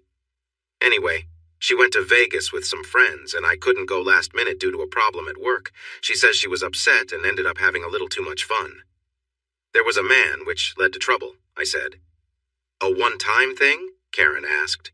I shook my head. "No, she spent the whole weekend with him. Some friends told me later that she didn't know he was from here. When she returned, he started calling her and things continued from there. I'm not sure how many times it happened, but it went on for about 6 weeks before I spotted her on the street with someone I didn't like much." "I understand," was all Karen said. I thought she sounded a bit judgmental. Later, she told me she hadn't meant it that way, but at the moment, I didn't know that. "I just couldn't let something like that go. I'm sorry, but I'm a bit strict when it comes to trust. What happened in Vegas was tough enough. I tried to think if I could have moved past the first issue out there, but I just don't know. I definitely couldn't handle them continuing to do it back home," I shared. She nodded, looking thoughtful. She moved a bit closer to me, put her hand on my wrist, and spoke softly so no one could hear us. We talked for a long while, starting with my failed marriage, but we quickly changed the topic. There were many brighter things to discuss. I learned that she was 31, a year and a half older than me, and we joked about her being the older woman. She had also been divorced more than 10 years ago, so she understood my struggles. After her divorce, she worked as a waitress while going to night school for her business degree. Later, she landed a job in a big office. Despite the expectations for women to advance in certain ways, she chose not to do that. Now, she led a team of 26 buyers who traveled the country to find what the company needed. We shared stories about our lives and discovered we both loved Tom Clancy novels, music from the 60s and 70s, and realistic paintings. I warned her that I wasn't a great dancer, but with her, I felt good on the dance floor. I managed not to step on her toes even once. On the way back to our table, I told her I didn't understand why she ever wore pants that hid her lovely legs. Her legs were stunning. She was tall, and her dress highlighted that. Her tanned legs were bare. Without stockings, she didn't need any. They seemed impressively long and beautifully shaped from her slim ankles up to her slender thighs. She mentioned that business was one thing, but this was something different. I smiled and agreed. This definitely wasn't about work. She looked at me closely, and I believe she saw my honesty because she leaned in and kissed me lightly on the lips. I was caught off guard, but really happy. She said she needed to step away for a moment. She took her purse, smiled at me, and walked off. I watched her leave, captivated. How do women sway that way while walking? I didn't know that Melissa and Cal were at Fisher's that night, too. Years later, Melissa told me that she had gotten up from her table to follow Karen when she saw her leaving mine. In the restroom, she found Karen at the vanity, touching up her makeup. They exchanged small talk, and Melissa noticed Karen casually removing her earrings and chatting with a few other women who were there. Karen had then made a comment, hinting at her excitement for the evening. Melissa, in surprise, mentioned that I was married, which led to a short conversation. Karen wanted to confirm that I was, in fact, separated and close to finalizing a divorce. Once Melissa reassured her, they laughed and continued chatting a bit more, finding a surprising sense of camaraderie. When Karen returned to our table, she was smiling quietly, looking cheerful, and didn't explain her amusement. It wasn't necessary. Just seeing her happy and in good spirits was enough for me. Her attention toward me, warm and genuine, made my heart race a feeling I hadn't felt in a long time. My wife and I hadn't shared an evening like this in so long, and I realized it was the first time I hadn't thought about Sherry that night. As the evening ended and we headed toward the door, I spotted Melissa and Cal also leaving. I made my way through the crowd to catch up and introduced Karen, only to learn they had already met. We chatted briefly, exchanged quick goodbyes, and each went our separate ways. I didn't understand Cal's restlessness at the time, thinking he was simply eager to leave. Only later did I understand that his hurried movements were due to Melissa's secret note to him, a small reminder tucked away in his pocket. Once outside in my car, Karen sat close to me. When I glanced over, her bright smile met mine, and we shared a warm, soft kiss. At first it was light, just a gentle greeting, but as we became more comfortable, it grew deeper and more meaningful. My hand rested on her arm, feeling the warmth and softness of her skin, and she leaned in, matching my closeness. We shared a quiet moment together, letting the calm of the evening settle around us. In that stillness, there was a sense of connection that needed no words. We pulled away from our long kiss, both of us catching our breath. I looked into her eyes, searching for answers. "If you don't want this to continue," she whispered, "you need to tell me now, Ron." It was the first time she said my name like that. "Is there someone special at home?" I asked quietly. She shook her head gently. "No one," she replied softly. "Then let's keep going," I said simply. She placed a hand on the back of my neck and drew me closer for another kiss. Our lips moved together as my fingers gently explored. I was surprised to feel her smooth skin. Karen started to pull down my pants, and we kissed and explored each other until some loud comments around us interrupted us. We pulled back, smiling like we had been caught doing something naughty. "We have a space," she whispered in my ear.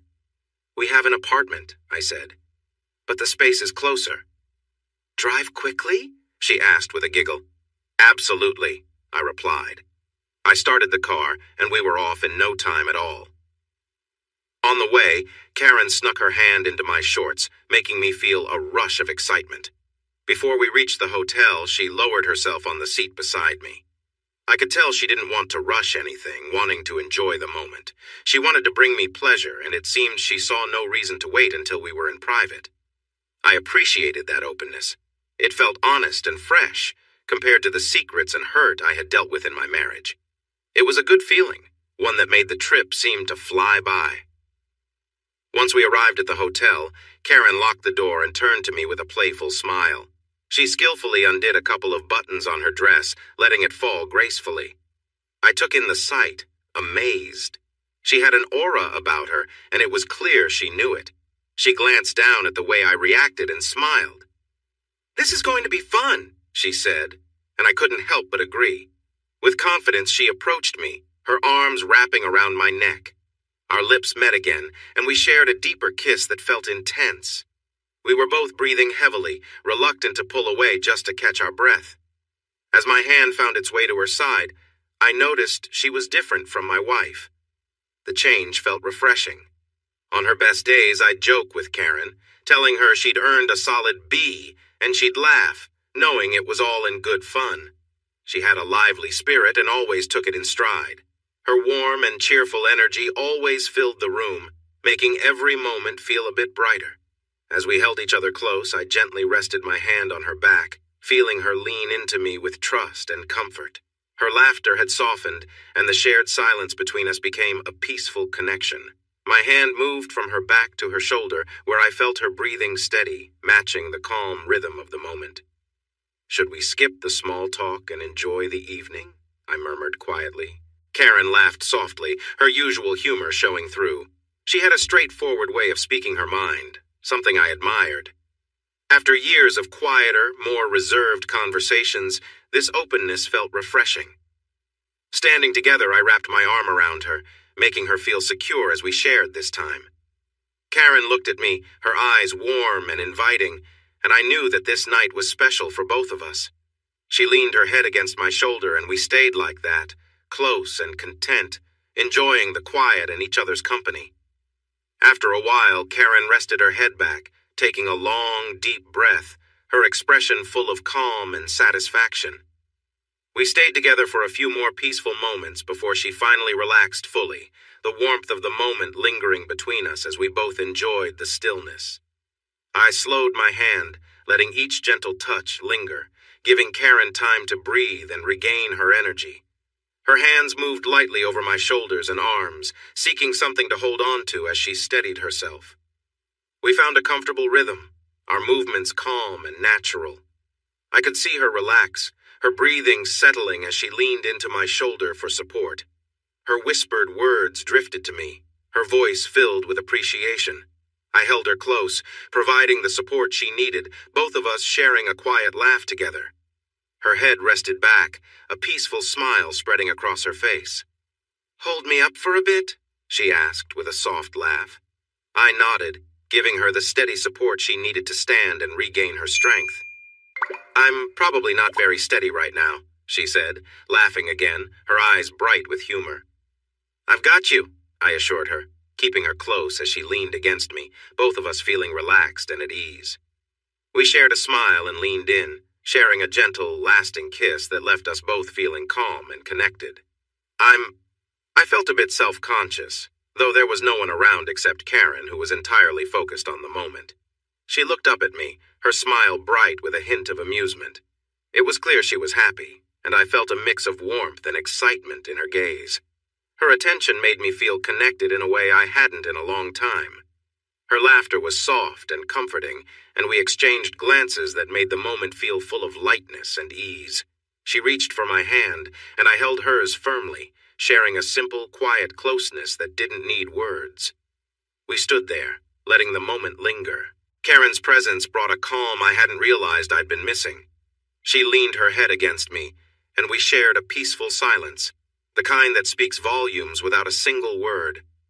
After a few moments, she looked up at me, her expression both playful and thoughtful.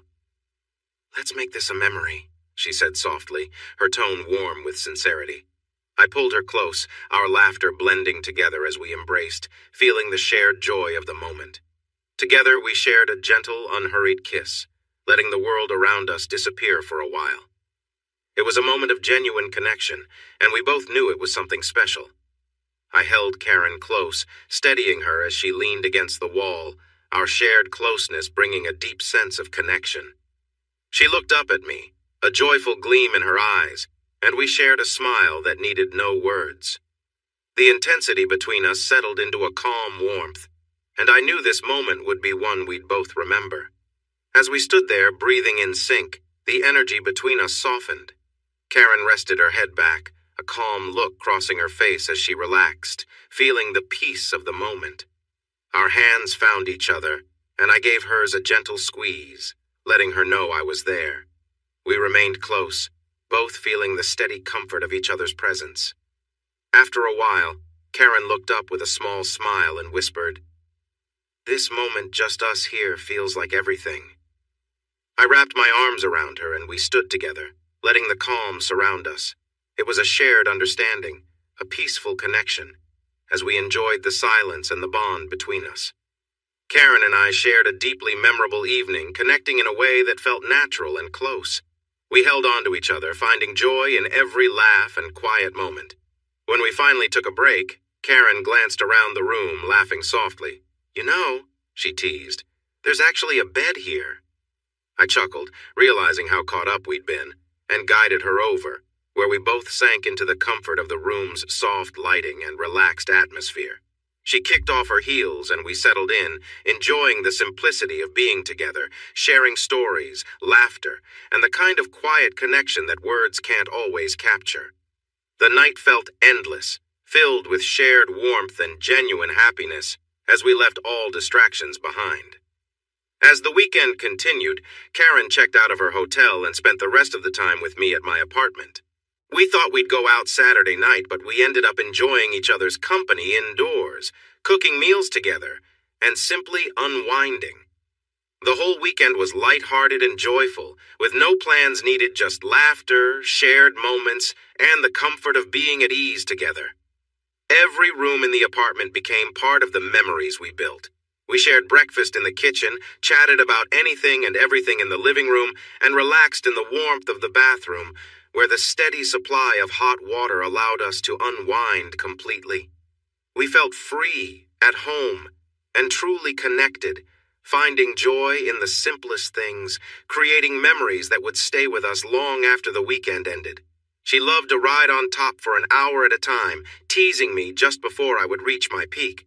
She would let me catch my breath for a moment, then start moving again. When I finally reached my limit, it was more than I had ever experienced before.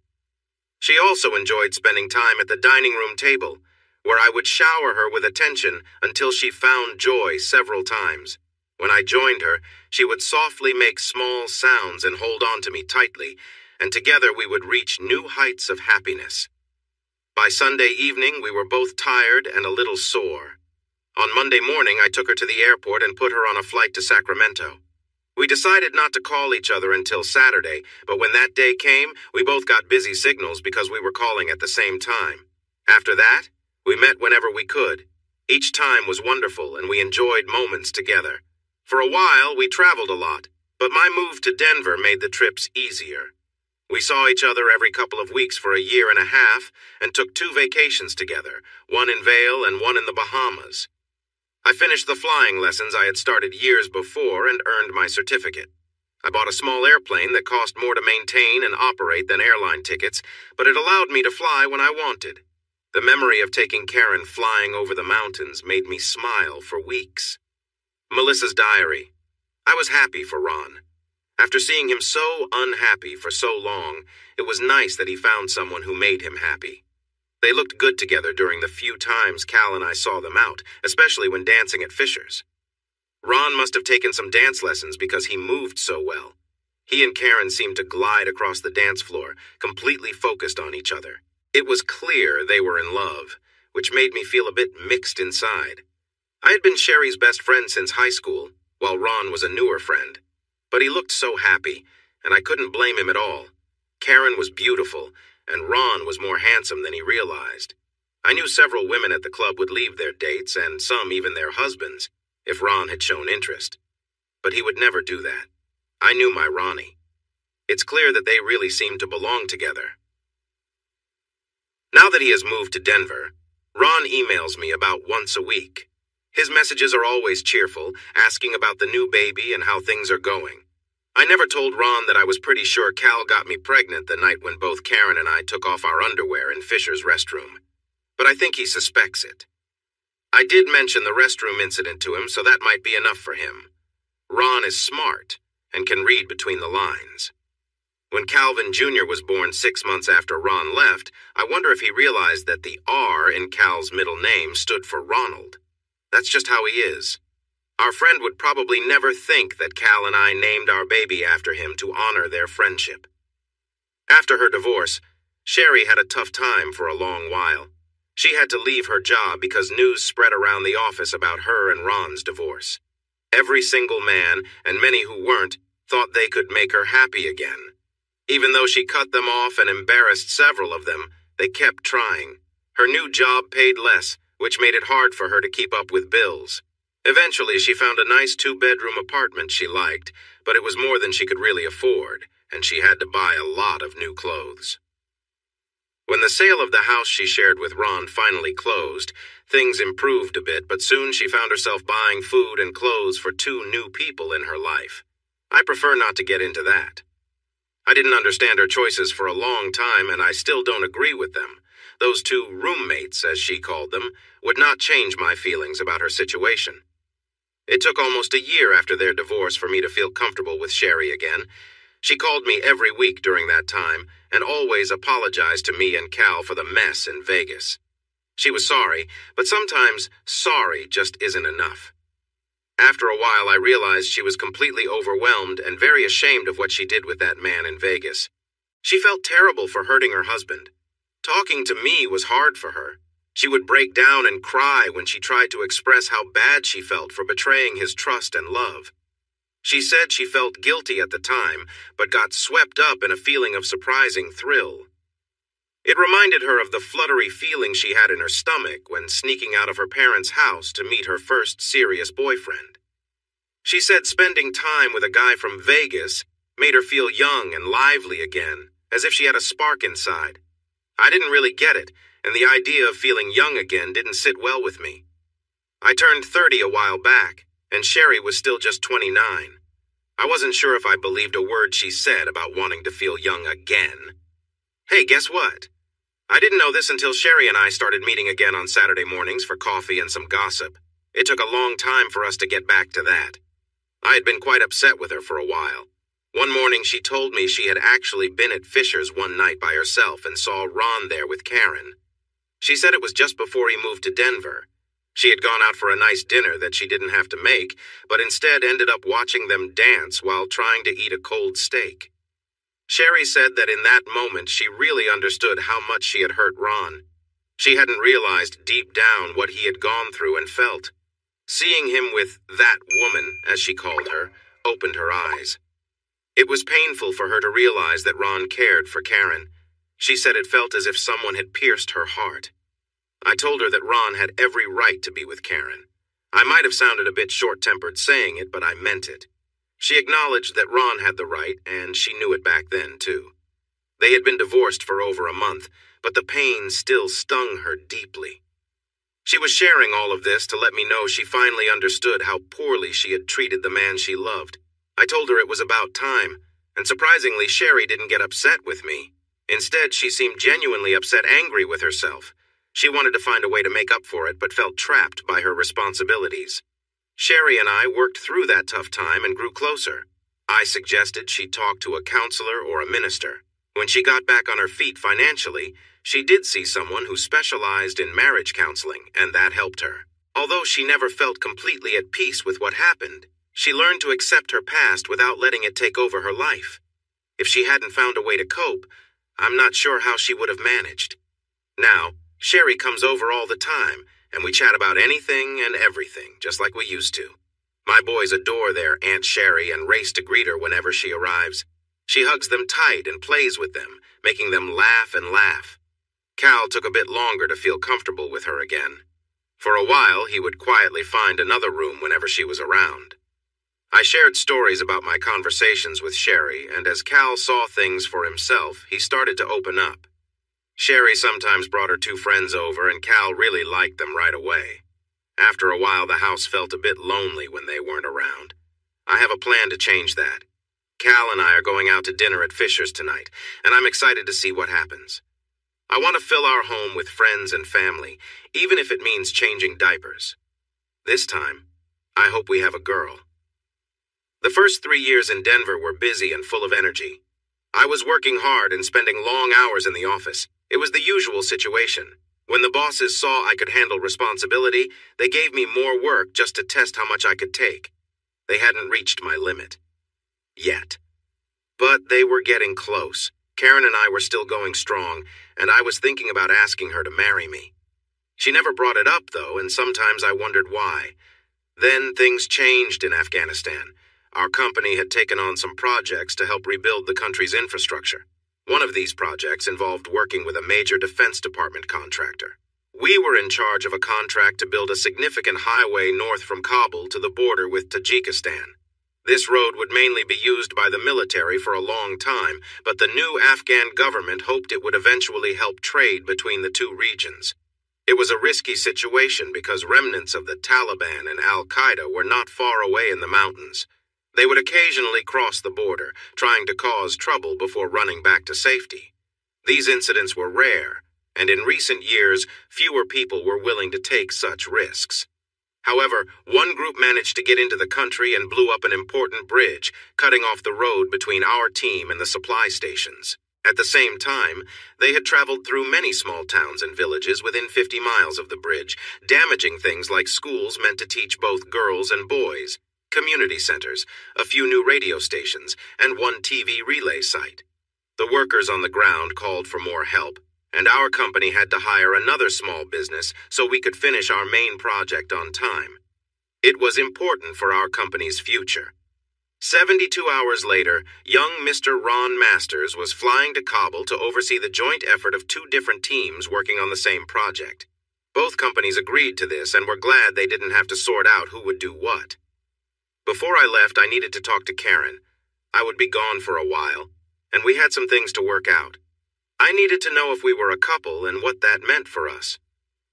"Honey, have you ever thought about getting married?" I asked.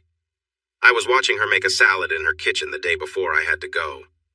The knife she was using hit the side of the sink and made a loud noise. She turned to look at me, her eyes wide, and I worried she might hurt herself. I quickly walked over, took her wrist gently, and checked her hand. Thankfully, there was no sign of injury. "I'm sorry," I said. "I thought you might have cut yourself." "I almost did," she replied. Some color returned to her face, and I sat back down at the breakfast bar. "Well, have you thought about it?" I asked. She leaned against the counter, looking at me curiously. "Have you?" she replied, though it wasn't really an answer. I nodded. "Yes, I have," I admitted. "But I'm not sure how you feel about it. Sometimes I think you like having your independence and all." "What else?" she pressed. "I wonder if how we live now works for you. We see each other for a few days each month and have a great time. But you live in Sacramento and I live in Denver. Maybe it's one of those absence makes the heart grow fonder situations. Getting married is a big step, and I wonder if you want me around all the time." I had thought a lot about this. I think I surprised Karen. We had gotten comfortable with each other and hadn't disagreed in a while. "No," she said. "It's not that at all, hun." After a moment, she came to me and wrapped her arms around my neck. She kissed me deeply. "Ronnie," she said slowly when we finally pulled away. "The reason I haven't mentioned this before is different from what you might think." She took a deep breath, still holding on to me, her arms slightly less tight around my neck. "I love you, Ron. That's not a secret, and I know you love me too," she said softly. "The problem is that you keep part of yourself away from me, and I don't think you even realize you're doing it. If that wasn't the case, I would leave my job in a heartbeat and come live with you forever." I was taken aback. What part of me was I keeping from her? We talked for hours. I never figured out what she thought I was holding back. She believed it had to do with me not fully moving on from Sherry, that I still had feelings for her and hadn't put the past behind me. I thought that, if anything, I mostly felt anger toward Sherry. That seemed more like what I was feeling. I became a bit impatient with Karen. I didn't believe there were any good feelings left for my ex-wife, and I told Karen so, but she was sure about her thoughts and wouldn't change her mind. We decided to end the conversation after dinner, agreeing not to let it turn into a big argument. We had only 24 hours before I was set to leave for Afghanistan, and life was too short for disputes. Later that night, we shared an intimate moment and then fell into each other's arms, tired but happy. "Ronnie," she said just before we both drifted off to sleep, "let's think about our future while you're away, okay? When you come back, we can go somewhere together for a long time and figure things out, all right?" "Okay, it's a date," I replied softly. She didn't say more. After a while, she turned away from me and we settled into a comfortable position. My arms wrapped around her and we fell asleep peacefully, waking up early again to share a loving moment before I had to leave. When I returned to Denver, I had about 6 hours until my flight to JFK Airport in New York. From there, I'd take several flights heading east to Europe and then to Asia, working my way to Kabul. There weren't many airlines that flew into that troubled country, and my company had a policy for employees to use American Airlines whenever possible. This made my travel plan more complicated than it might have been. After washing a load of clothes and packing what I thought I would need in Afghanistan, I still had 2 hours left with not much to do before heading to the airport. Thinking about my near argument with Karen, I searched through the back of my closet until I found the box with all the papers from my divorce. At the bottom of a pile of papers, I found the envelope of photos I had taken of my wife and another man. Next to it was a small ring box. This box held Sherry's engagement and wedding rings. She had sent them back to me through her lawyer the day after our divorce was final. I had thought the rings belonged to her since I had given them to her, but returning them was her way of closing that chapter of our marriage. I looked at the photos one by one. They made me uncomfortable, but I no longer felt deep anger or hurt. It was as if the images showed two strangers instead of one loved one and a stranger. In a way, they seemed like low-quality images that did not mean much to me. I realized I didn't want to leave these behind in case something happened to me in Afghanistan. I quickly pushed the papers back into the box, leaving the photos out. Then I fed the photos into my shredder. Moments later, they became unrecognizable bits of shiny paper. I didn't think about them anymore. Afghanistan in late winter is harsh. It is always very cold, often snowy, and usually windy. Often all three types of weather happen at once. It is rare to have a nice day. Also, the northern part of the country looks very barren and dull to me. I couldn't understand why anyone would want to live here. Afghanistan has been inhabited for a long time, and I could only shake my head in disbelief. The days are long and the work is hard and risky, even without the threat of attacks from Al-Qaeda or the Taliban. Operating heavy equipment is dangerous by itself, but we had a solid safety program and followed the guidelines closely. For protection from potential threats, we had a group of Marines led by a young lieutenant. However, they could not be everywhere, and I often felt vulnerable, worried about my team's safety. After a month, I persuaded the senior sergeant in the Marine unit to lend me an M4, a smaller version of the M16. Its usual owner was on emergency leave and had yet to return. Technically, I was just watching over it for him. Having the M4 made me feel more secure. I was a decent shot with it and had always been good with firearms. Back home, I could hit a deer at over 200 yards with my Remington Model 700 without any trouble. The M4 felt right in my hands. By the third month of my stay, we had nearly rebuilt the bridge. New foundations were poured where needed, and we replaced the parts that had been destroyed. At the same time, we created a plan to bring supplies to the crew working on the road to the north. We used helicopters to deliver urgent materials. For other equipment and vehicles, we built a dirt road around the gorge and through open land. It worked, but it took a long time. The crew at the end of the road had to ask for supplies well in advance. Actually, things were getting better every day. Our contract was secure, and the road would be finished on time, or maybe even earlier. The Department of the Army even gave us another small contract that looked promising. We were working hard, but with not much else to do in that empty area, we often worked 14 hours a day or more just to keep busy. Melissa's diary. When I heard that Ron was going to Afghanistan, I was really worried. Ron was as close to me as a brother, and I cared a lot about him. When I told Sherry, she looked pale and almost fainted. It surprised me because she and Ron had been divorced for almost 3 years and had been apart even longer. It has been quite a while since I had a chance to write in this diary. If I repeat anything, I'll just have to delete it when I read this later, I guess. Let's see, where was I? Oh, some time ago I had to help Sherry feel better about herself again. For a long time, she was really hard on herself for causing so much sadness, and it was affecting her health. She got counseling again, and it finally started helping her. She got through the worst of her sadness by working with her counselor on what happened and how to make things better. She has been doing pretty well since then. When I told her about Ron's trip, though, she got really upset. It wasn't until we started getting regular emails from him that she began to calm down. The emails didn't come too often because the communication wasn't great over there, but they were enough to ease our worries. He mentioned that it was hard work and kind of dull at times. He said he didn't have much to do except work. On the bright side, he had lost some extra weight he had been concerned about and was in great shape. He even shared a photo in one of his emails that showed he was right. Sherry made me print a large copy and keep a few smaller ones, too. Around that time, I noticed that Sherry wasn't dating anyone. When I asked about it, I felt silly. She hadn't been on any dates since her and Ron separated, and I had been completely unaware. Isn't that just awful? My best friend and I were a bit clueless. Anyway, Cal and I started inviting Sherry to join us for dinner and outings, sometimes even to Fisher's for dancing. She enjoyed the fast dances with some guys, but she was very selective. Many men faced rejection, and a few left feeling embarrassed after she turned them down. Cal mentioned that Sherry had a strong way with words when she wanted to speak up. I guess that showed me how she could express herself. I noticed she only danced slow dances with Cal and a few trustworthy older married men. Also, she would only have a little white wine when we went out, usually just a couple of glasses for the whole night. It didn't take a lot of thought to see that she was waiting for something special. One day, I managed to get her talking about it while we relaxed in the backyard under the pecan tree, enjoying good food and chatting about random things. Eventually, she opened up a bit and shared her belief that Ron would come back to town one day.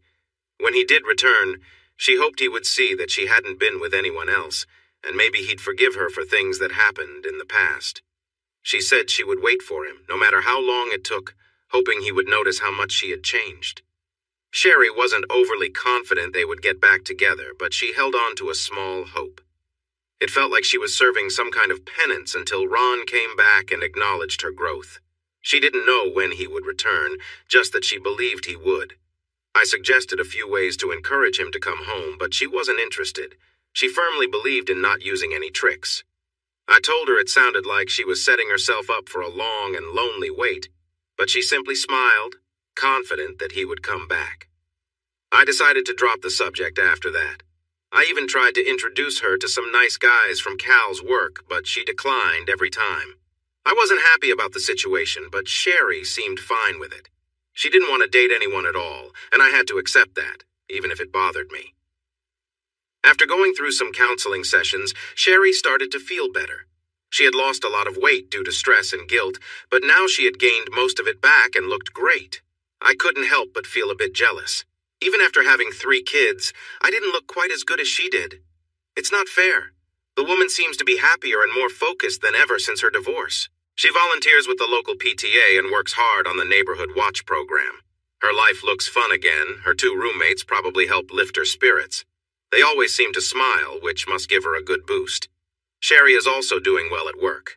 After her divorce, she took a job at a new accounting firm and has been promoted 3 times in just under 3 years. She now manages 16 auditors and financial analysts, and it looks like she could get an even better job when the person above her finally retires. She really enjoys her work. She's been coming over for barbecues with Cal and me for a long time, and she is great with the kids. She feels like part of our extended family. Our oldest boy is 5 now. His birthday was last week.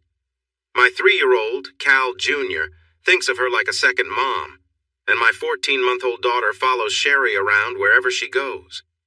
It's adorable to see my little girl take a few steps toward Sherry, wobble a bit, and then sit down. After that, she crawls really fast to catch up to Sherry and giggles when she does.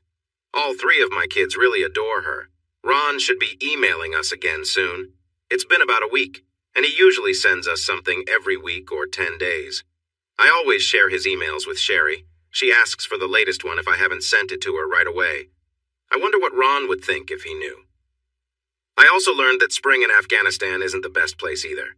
Instead of snow, we had dust blowing everywhere, and I wasn't sure which was worse. Both have their problems. I'm starting to prefer snow, at least it melts away. Dust and sand just get everywhere and cause issues. About a quarter of our heavy machinery, bulldozers, dump trucks, rock crushers, was out of order on any given day because dirt blocked air intakes or messed up oil. It was frustrating, especially since most of our machines are built to handle these conditions. I started to think something might be going wrong on purpose. 2 weeks after my first concerns, Marine Lance Corporal Arvin Cantwell and I caught one of the workers tampering with an air filter that should never have been touched. We didn't like hiring these workers because it was hard to check their backgrounds, and we had no way of knowing if they were sent by a local leader or if they just wandered in. We might have caught someone connected to Osama bin Laden. The dirt and rocks we found in the air intake showed he had links to a terrorist group, so we handed him over to a group of Afghani National Guard soldiers. They took him away, and we never saw him again. This made us more cautious, and our equipment time improved a lot, but other problems kept appearing. We had about 40 days left in our schedule, so we tightened security around all our vehicles. We first parked them far from the main area where locals and contractors gathered. Then Lieutenant Frederick set up a night watch around them, and my team helped with that. My crew didn't have weapons, but they could make a lot of noise if they noticed something unusual. The goal was to raise an alarm quickly so the Marines in our security team could handle any issues. Everyone felt worried that if something were to happen, it would happen soon. Once the road was cleared to the border, fixing any issues would be easier and quicker. We all felt uneasy. I guess I need to talk to Melissa. It turns out she has been sharing my emails with my ex-wife, Sherry. The last time I talked with Karen, she mentioned Sherry as a problem in our relationship. Karen believed I wasn't fully over Sherry and that she would always be a shadow between us. I thought that idea was silly, but I kept that thought to myself. I may not understand women well, but I knew better than to say it out loud. Anyway, it annoyed me that Melissa was giving Sherry updates about me. Melissa made it worse by saying Sherry was worried about me. It really got under my skin. In a way, it felt like Karen was right. It seemed like Sherry was still part of my life, even though we had been divorced for over 3 years. I didn't like that Melissa told me Sherry wasn't dating anyone and wouldn't date because of her guilt from how she treated me in the past. So what? Last night, some good memories came back to me, like the first time I went into the little cafe off campus. I was working toward a mechanical engineering degree, going to classes during the day and working at night. Sherry was a waitress there, and she greeted me with a big smile when I sat at her table. I think I fell for her before she even gave me a menu. There were other dreams, but that one stood out the most. A week later, I was being careful when I noticed a chubby young Afghan man in the lunch line. He appeared suddenly between 2 large trucks, catching me off guard since I hadn't seen anyone there. The longer I watched him, the more uneasy I felt. He seemed to come out of nowhere like he had been hiding, and he was looking around nervously, like someone new to a big city. I set my cup down on one of the Marine trucks and adjusted my rifle strap on my shoulder, getting it ready just in case. I wanted to be prepared for anything. Lance Corporal Myers was with me by the truck. His tray and coffee cup were next to mine. Most of us preferred to stand while eating so we could see everything around us and respond quickly to anything unusual. The truck fender was a good height for this. Billy, as we called him, was one of the squad leaders, and over the months we had become good friends. We were known for being the best shots in our informal target practice. Each morning I prepared my rifle just like the Marines did. I had already pulled back the bolt when loading, and now I closed it to ready the weapon. Watching the young man, I made sure the safety was off, but kept my finger away from the trigger. I wanted to avoid any accidents. You should never be on the trigger unless you are ready to shoot. "Sir, Mr. Masters, what's wrong?" Billy asked when he heard the rifle mechanism click and saw I was ready for anything. "I'm not sure," I replied, still watching the young man. He had a strange look on his face, focused yet scared. Suddenly my worries grew stronger. This young man was unusually round for this area, where food was scarce. Typically only older, well-off men had extra weight, showing their wealth. This young man didn't fit that description. "Wow," I whispered as I noticed him reaching under his loose clothes, pulling something out.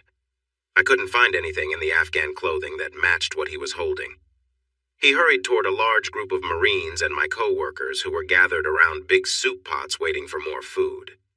I opened my hand and let my cup of coffee fall. "No!" I shouted.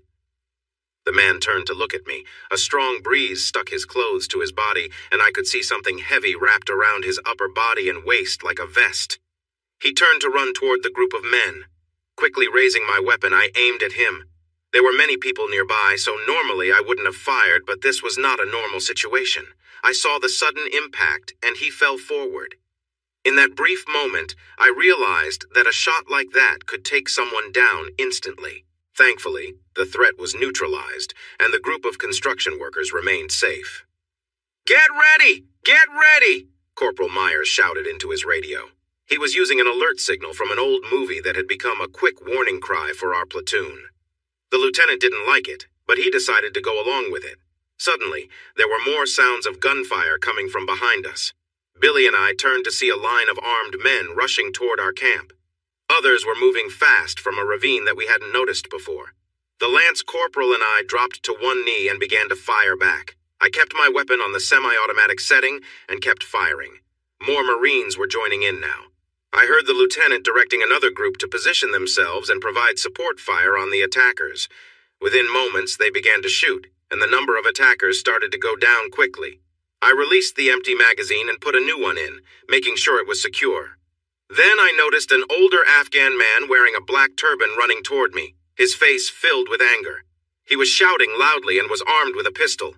Billy was busy with the other attackers and couldn't help, so I had to act quickly. I turned awkwardly to face him and started firing back. This time I switched the weapon to automatic mode with my thumb and began firing short bursts. The second burst caused 3 holes from his waist to his throat, and he lost interest in harming Billy and me. He kept running forward until he fell face first into the ground. It took him a bit to stop moving due to his injuries, but he was done for once he hit the ground. Most of this was explained to me later because while I was firing, the last shot he took hit me in the left shoulder. The bullet struck me just as I was getting to my feet and trying to move toward the safety of the Humvee. I stepped into a hole and twisted my ankle, causing me to start to fall. The impact from the bullet made my fall worse, and my head hit the heavy fender of the Humvee. I was told I lost consciousness right away. Melissa's diary. Ronnie's hurt. They say he's been shot, but I can't find out how serious it is. I feel like screaming if they don't give me more information. What I didn't know was that Ron listed me, Cal, and that Karen person as next of kin in case something happened to him. With no close family left, Ron probably thought it made sense. When he gets home, I'll hug him for thinking of us. But I will also tell him how worried I am about him being in dangerous places. Sherry took the news surprisingly well. I couldn't believe how calm she was this time. She had been very upset when she learned he was going to that country. Now she was reassuring me, saying he was going to be okay. She insisted he would come home someday, that it was just a matter of time. I really hope she's right. He hasn't met my 2 young children yet. They were born after he left for Denver, and I want them to know him. Oh God, I hope he is all right. I woke up in an army hospital on the outskirts of Kabul. My head hurt more than anything I had ever felt. When I tried to move, sharp pain shot through my shoulder. My vision narrowed to a dark tunnel before clearing up. Holding still, I carefully lifted my head a little off the pillow to look around.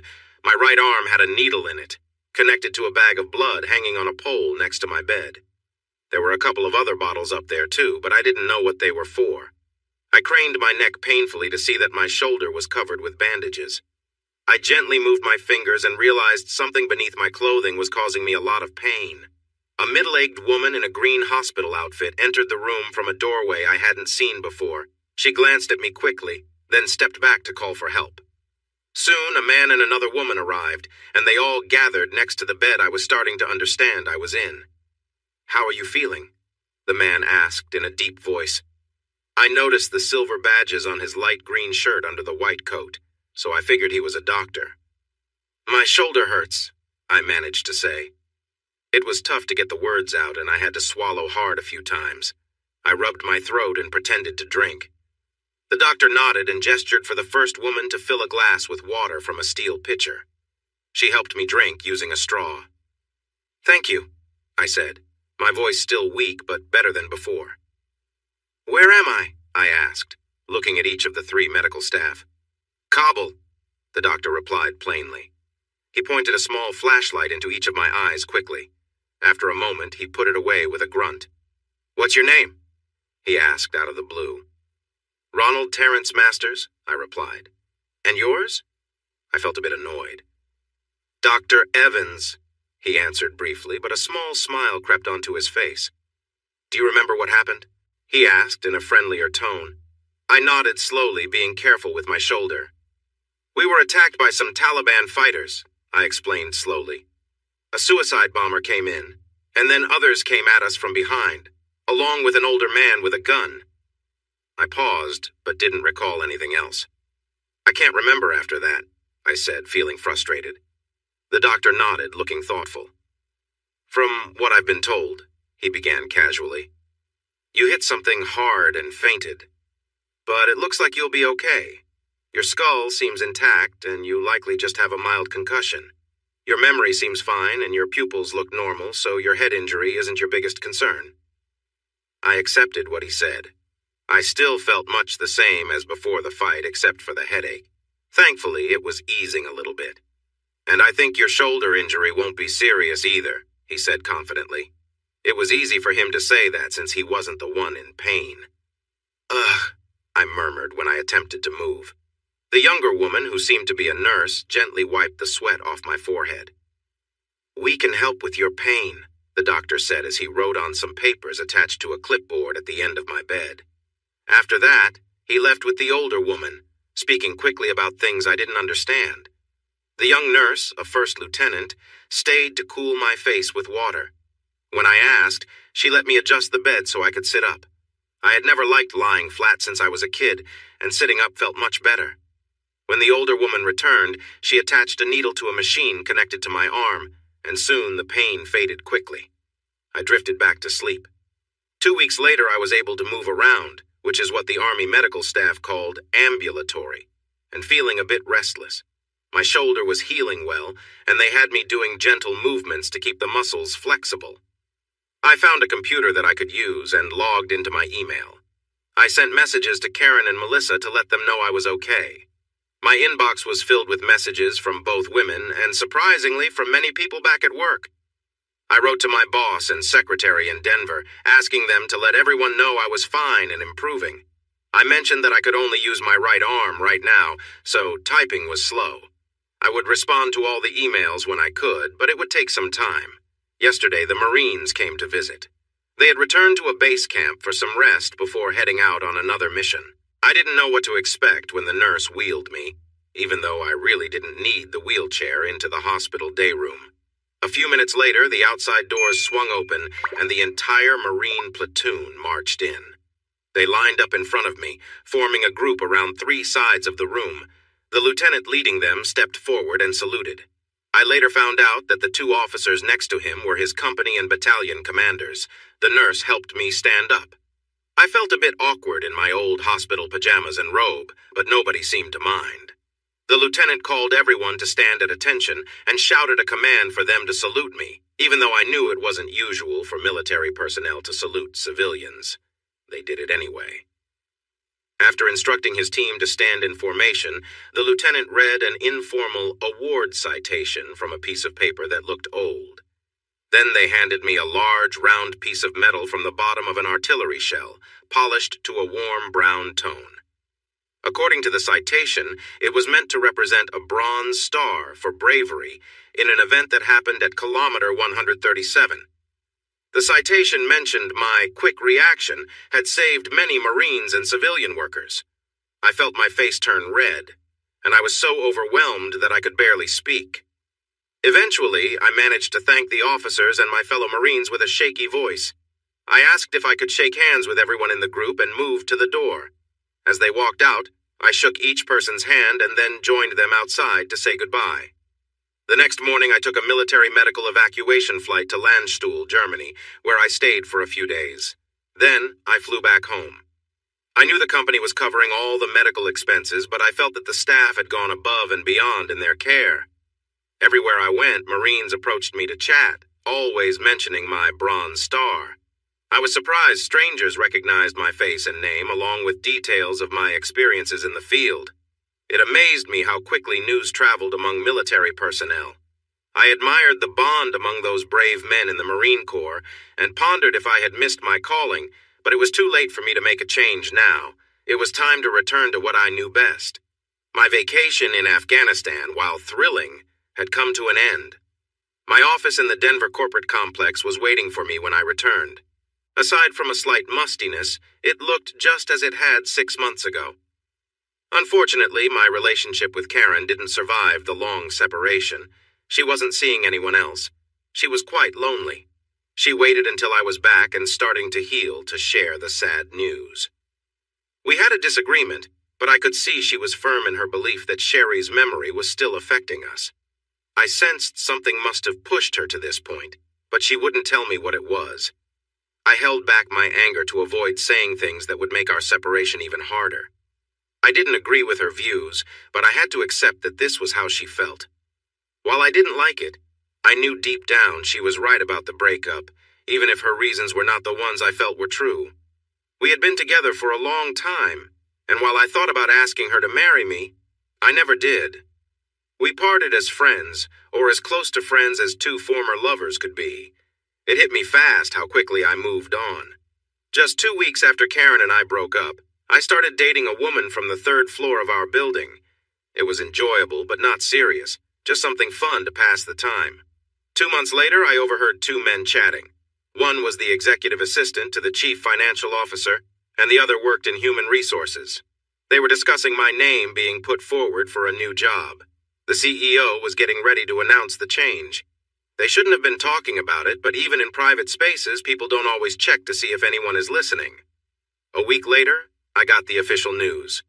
I was going back to where I started, but this time as executive vice president. I was curious about this opportunity. It felt like a promotion, with a lot of potential for growth.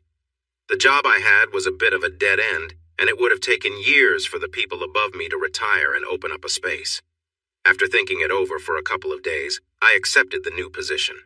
4 years and a couple of weeks after my divorce, I was going home. "Hey, is anyone home?" I knocked on Melissa and Cal's front door hard enough to make a sound.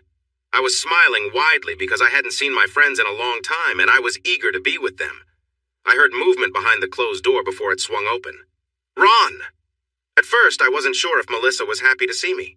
She stood there for a moment, looking surprised, before throwing open the screen door and jumping into my arms. She wrapped her arms around my neck and started crying. I gently patted her back, saying it was okay and other comforting things. The best way to help Melissa when she got emotional was to wait until she calmed down. After a moment, she was all better. "Why didn't you tell us you were coming?" she asked, playfully hitting me in the chest. I pretended to stumble back, which made her smile. She took my arm and pulled me into the cool house. "Cal!" she yelled. "Come here! It's Ron!" I was sure Cal could hear her from far away. He soon appeared in the living room, running towards us. We laughed and patted each other's shoulders until he suddenly realized what he was doing.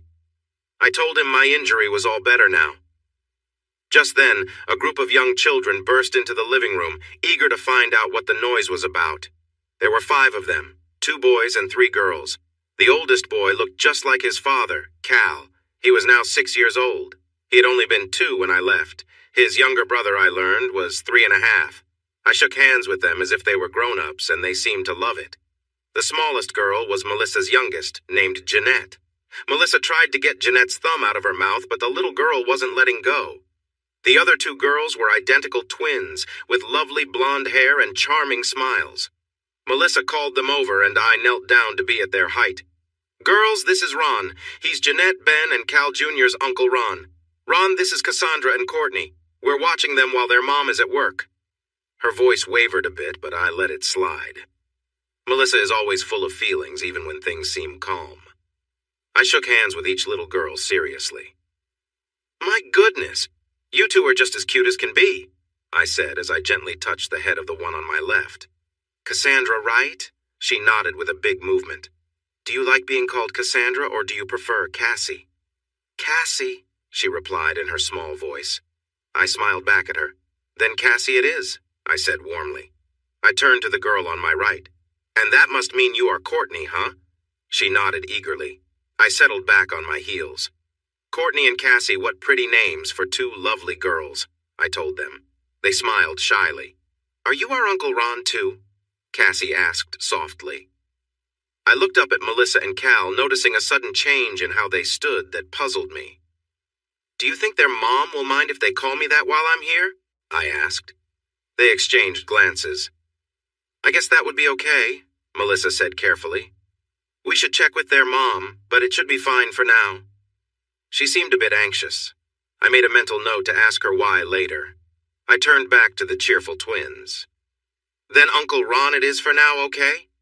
They grinned widely. I smiled back, watching them for a moment. There was something familiar about them, but I couldn't quite place it. "And I know I'm Uncle Ron to this little one," I said, spotting 16-month-old Jeanette, who had been inching closer while I talked to the older girls.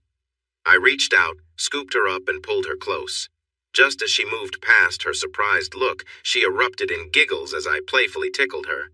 Suddenly, I wrapped my arm around Cassie and pulled her in for some light-hearted tickling. Courtney jumped in to join us. I just had to tickle her belly and sides, too. Not long after, the 2 boys jumped into the fun, wanting attention as well. The living room turned into a playful chaos. Everyone was trying to tickle everyone else, but I had the upper hand.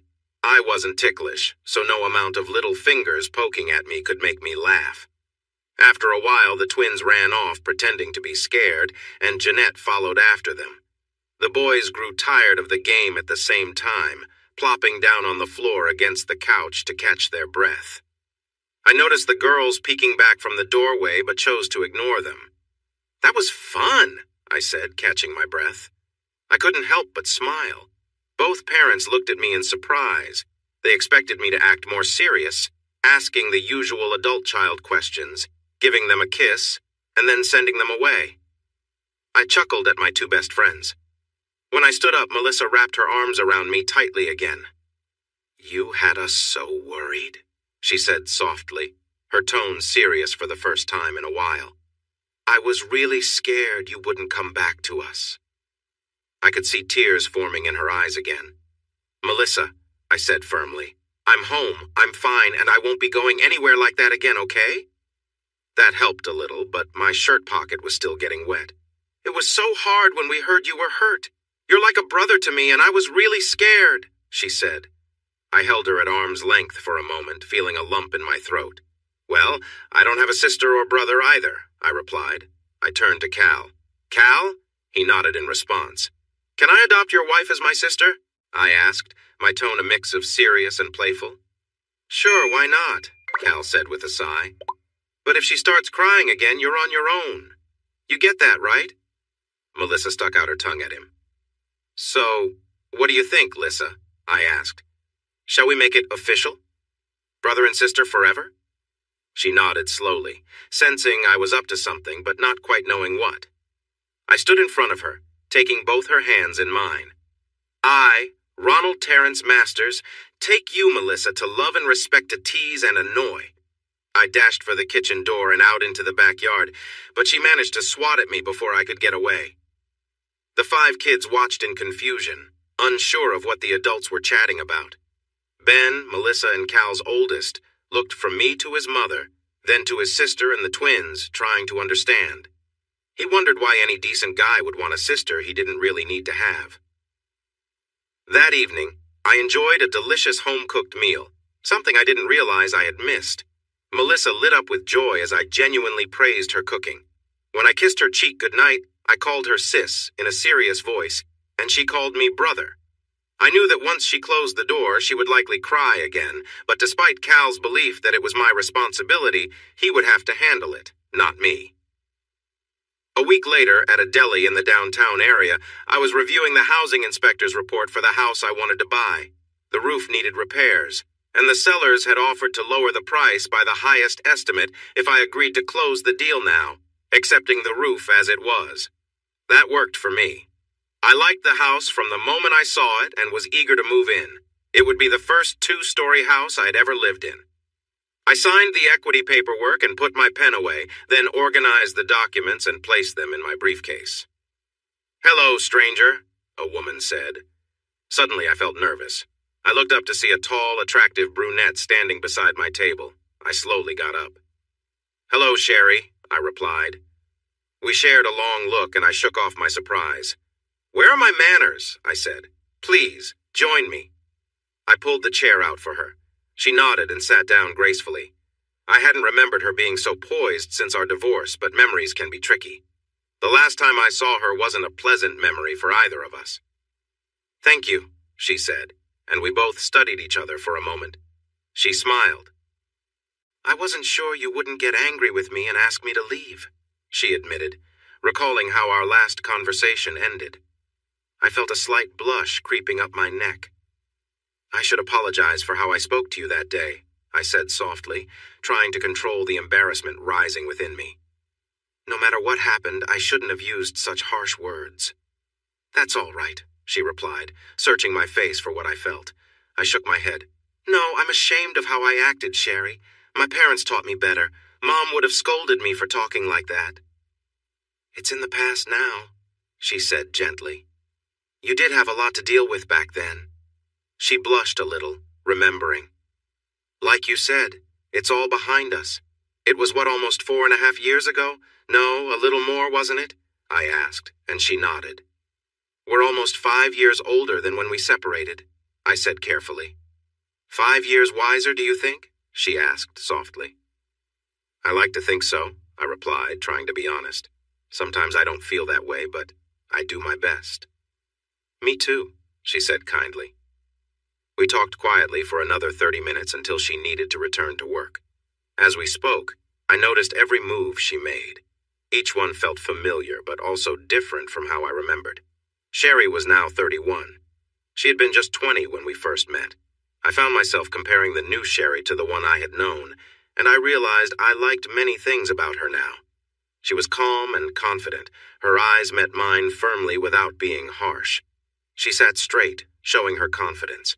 The grown-up Sherry wasn't a typical beauty, not like a model who was very thin and glamorous, but she was very attractive and always had been. Her bright green eyes were wide-set on a well-shaped nose with small, light freckles. Her lips were full but not overly swollen like some women choose. Her high cheekbones gave her a slight Slavic look, a trait from one of her great-grandfathers, and she had an energy that lit up her face. When she smiled, it was hard not to smile back. She seemed fuller than before. She had often complained about her figure in the past. She'd always said she was a B, and I had jokingly said she was a B+. Now she looked like she might be a C. I wondered how to ask, but there are some questions you just don't ask your ex-wife. "Well," she said, glancing at her watch, "I have to go before my boss gets upset." I was surprised by how disappointed I felt when she said that. I stood up as well. She paused and moistened her lips before speaking again. "Ron, could we meet somewhere to talk sometime? I mean, without a hurry?" I looked at her for a long moment. There was a hint of hope in her voice.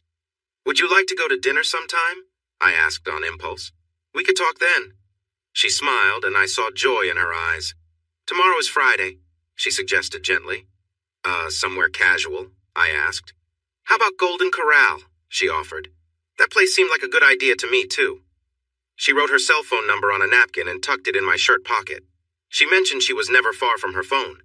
When she bent over to use the table as a desk, her blouse slipped slightly. She was meeting me at the new restaurant on the Loop. She mentioned she wouldn't be there before 8 p.m. I assured her I would wait. As Sherry walked away, I noticed her graceful legs and how she still carried herself beautifully, just like when I first met her. Before she left, she paused and gave me a warm smile. That evening, I spent time reflecting on my life. The next day was similar. I was on a leave from my job and had only visited my new office briefly to let them know I was around. My first day back would be a week from Monday. I found a house quickly and completed all the small tasks needed for moving. With all this time on my hands, I had room to think about many things. Seeing Sherry after all this time had surprised me. I thought I would run into her eventually, but this encounter caught me off guard.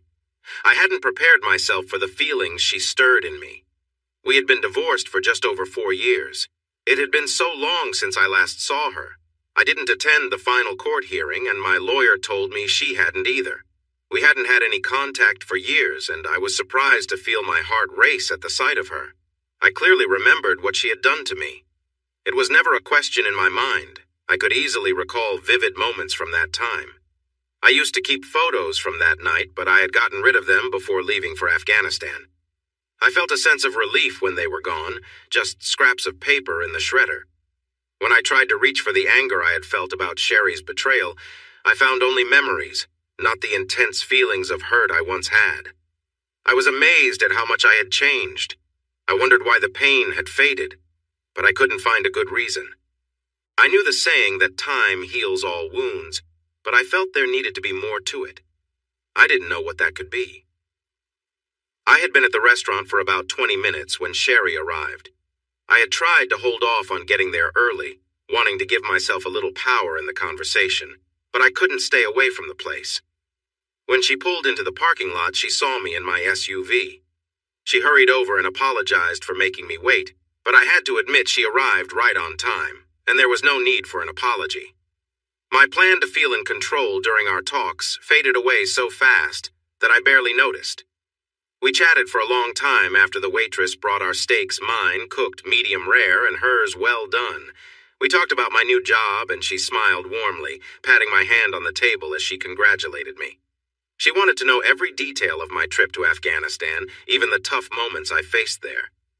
She listened closely, hardly taking her eyes off me, and at times I struggled to keep my focus on my story.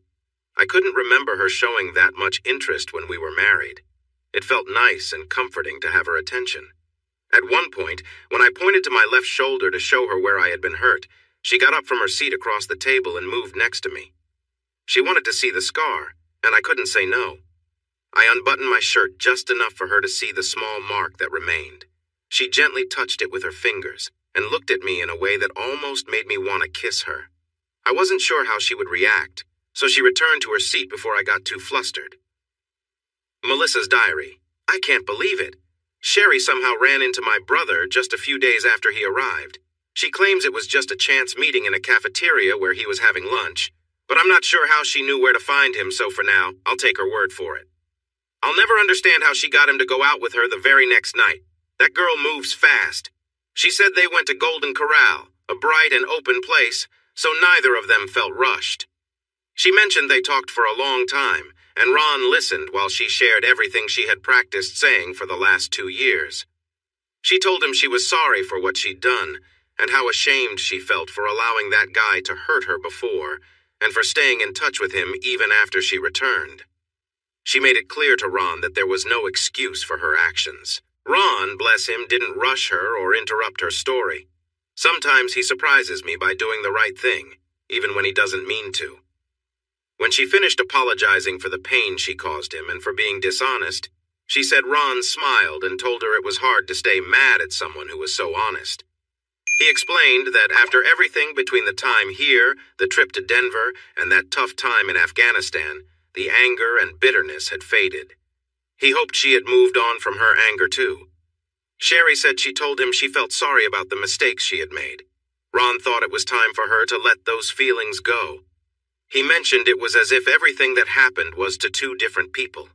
He believed they could start fresh now, but I wondered when she would tell him about her 2 roommates.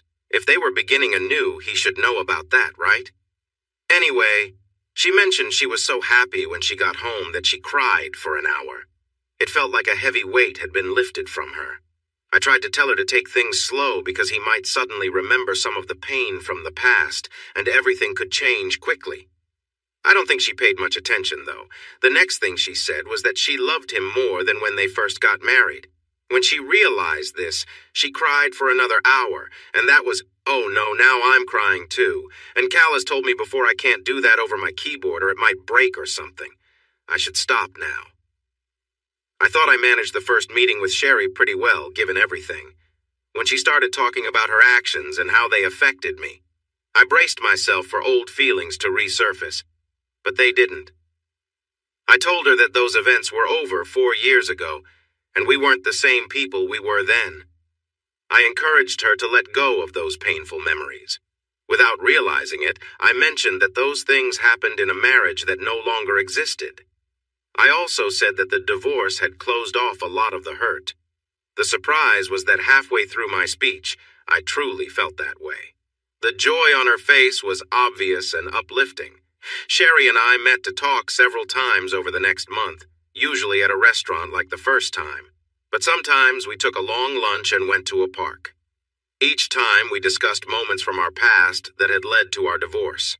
We found ourselves getting more comfortable talking without anger or blame. I started to worry that our calm discussions might give Sherry a sense of closure that I didn't fully feel. One evening, we spent a couple of hours at Denny's discussing how, even though I had accepted what she had done, I could never forget it. I was ready to forgive her, but I made it clear that this should not be seen as a complete pardon for her past actions. She still had to take care of them. To my surprise, Sherry was ready to accept what I said. She told me she couldn't blame anyone else for her situation and that she would have to live with it for a long time. She opened her purse to show me a photo I had taken the night I caught her with someone else.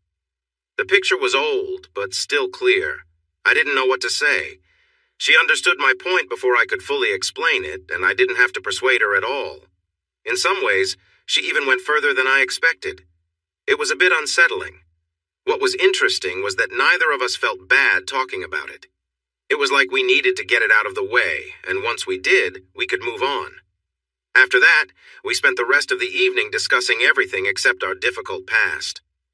I got her talking about her job, and she became really excited while telling me about supervising a big group of analysts. She truly loved her work and the people around her. By the time we left Denny's, I felt like I knew so much about her coworkers and their families. I had to leave a $20 tip for our waitress because we had been at her table all night. I think we drank enough coffee to cover it, so it worked out well.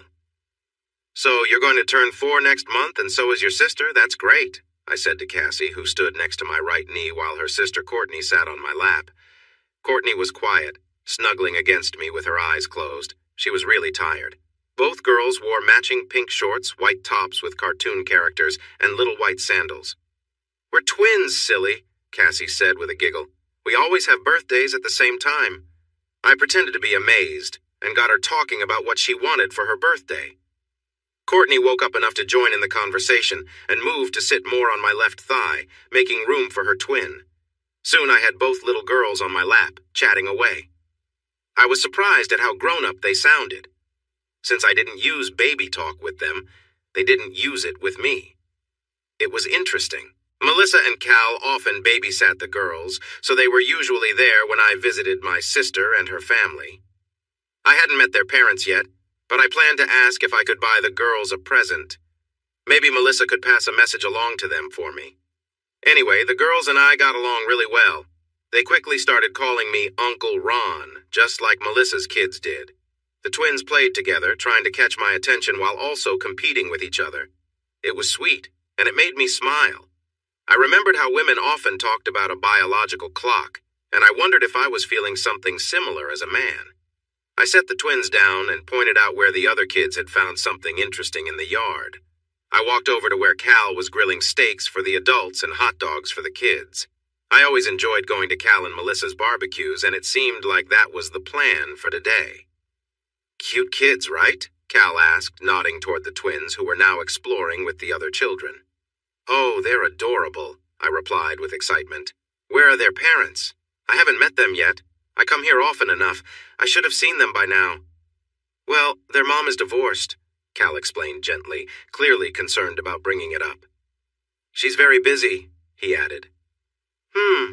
I thought for a moment. "Do you think she'd mind if I got the girls a little something for their birthday next month?" I asked. "I wouldn't want to intrude, but I'd love to do something nice for them." Cal looked at me with a hint of surprise. "Well, maybe you can ask her yourself sometime," he suggested. Just then, Melissa surprised Cal by playfully pinching his arm. "Hey!" he said in surprise. "What if I had been flipping something on the grill?" Melissa laughed. "I checked first," she said confidently. "Now you stop bothering my big brother, okay?" Cal just mumbled something and returned to the grill. "Don't worry about him," Melissa said, leaning against me. "I'll talk to their mom and make sure it's okay for you to give the girls something, all right?" I nodded in agreement. I glanced down the side of the house when I heard a car drive by, and Melissa noticed. "Oh, I meant to tell you," she said. "Sherry called. She has a bad headache and didn't want to come over today. She said she'd be home if you wanted to call her." I felt a little let down. I had hoped Sherry would come to the barbecue since she was friends with Melissa. "I might call her later," I replied. I started to notice a pattern in Sherry's actions. It seemed like she wanted to let me know she'd be home and suggested I check on her.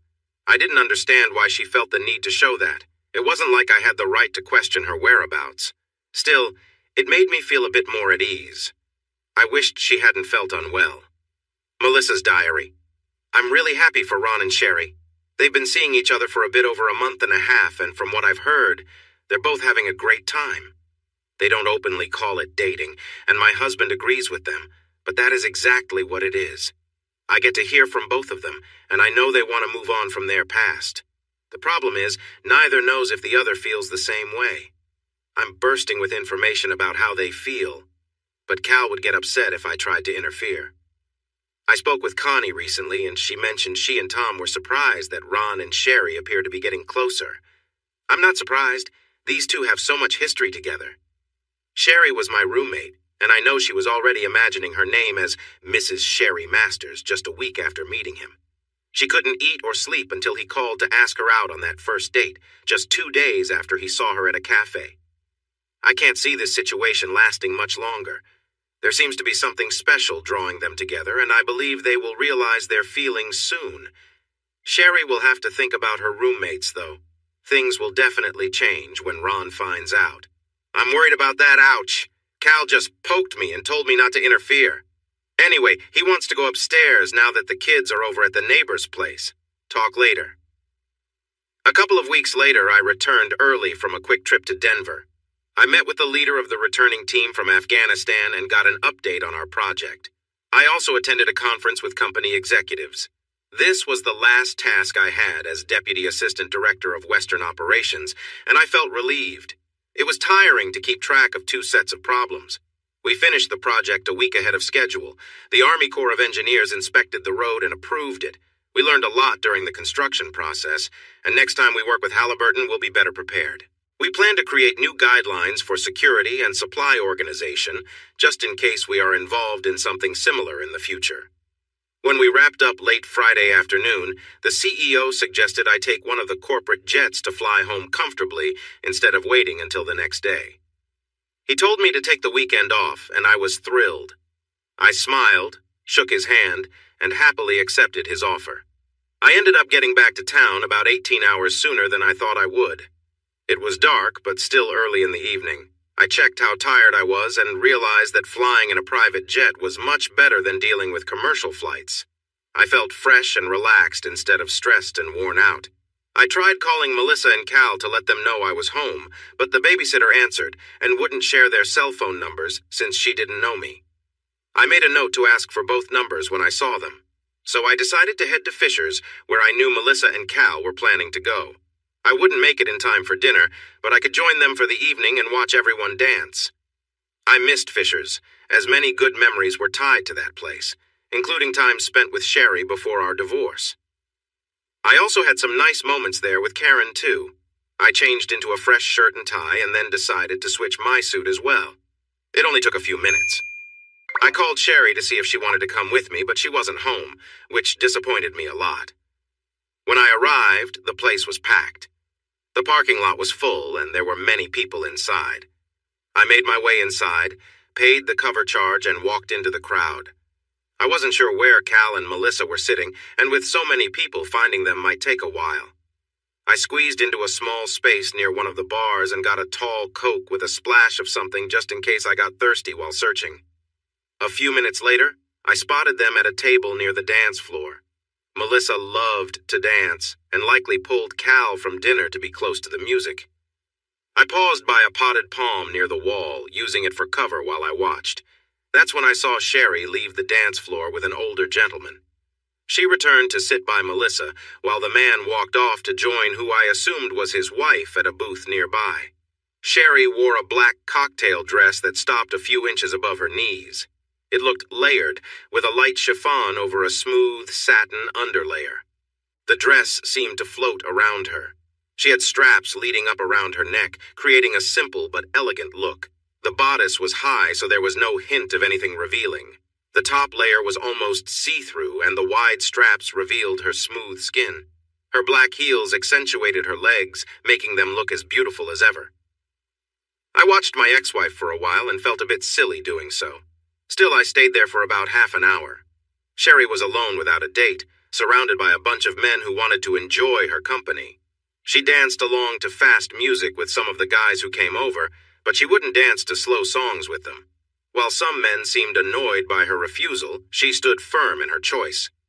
The only ones she danced slow songs with were a few older gentlemen she seemed to trust, and one was Cal.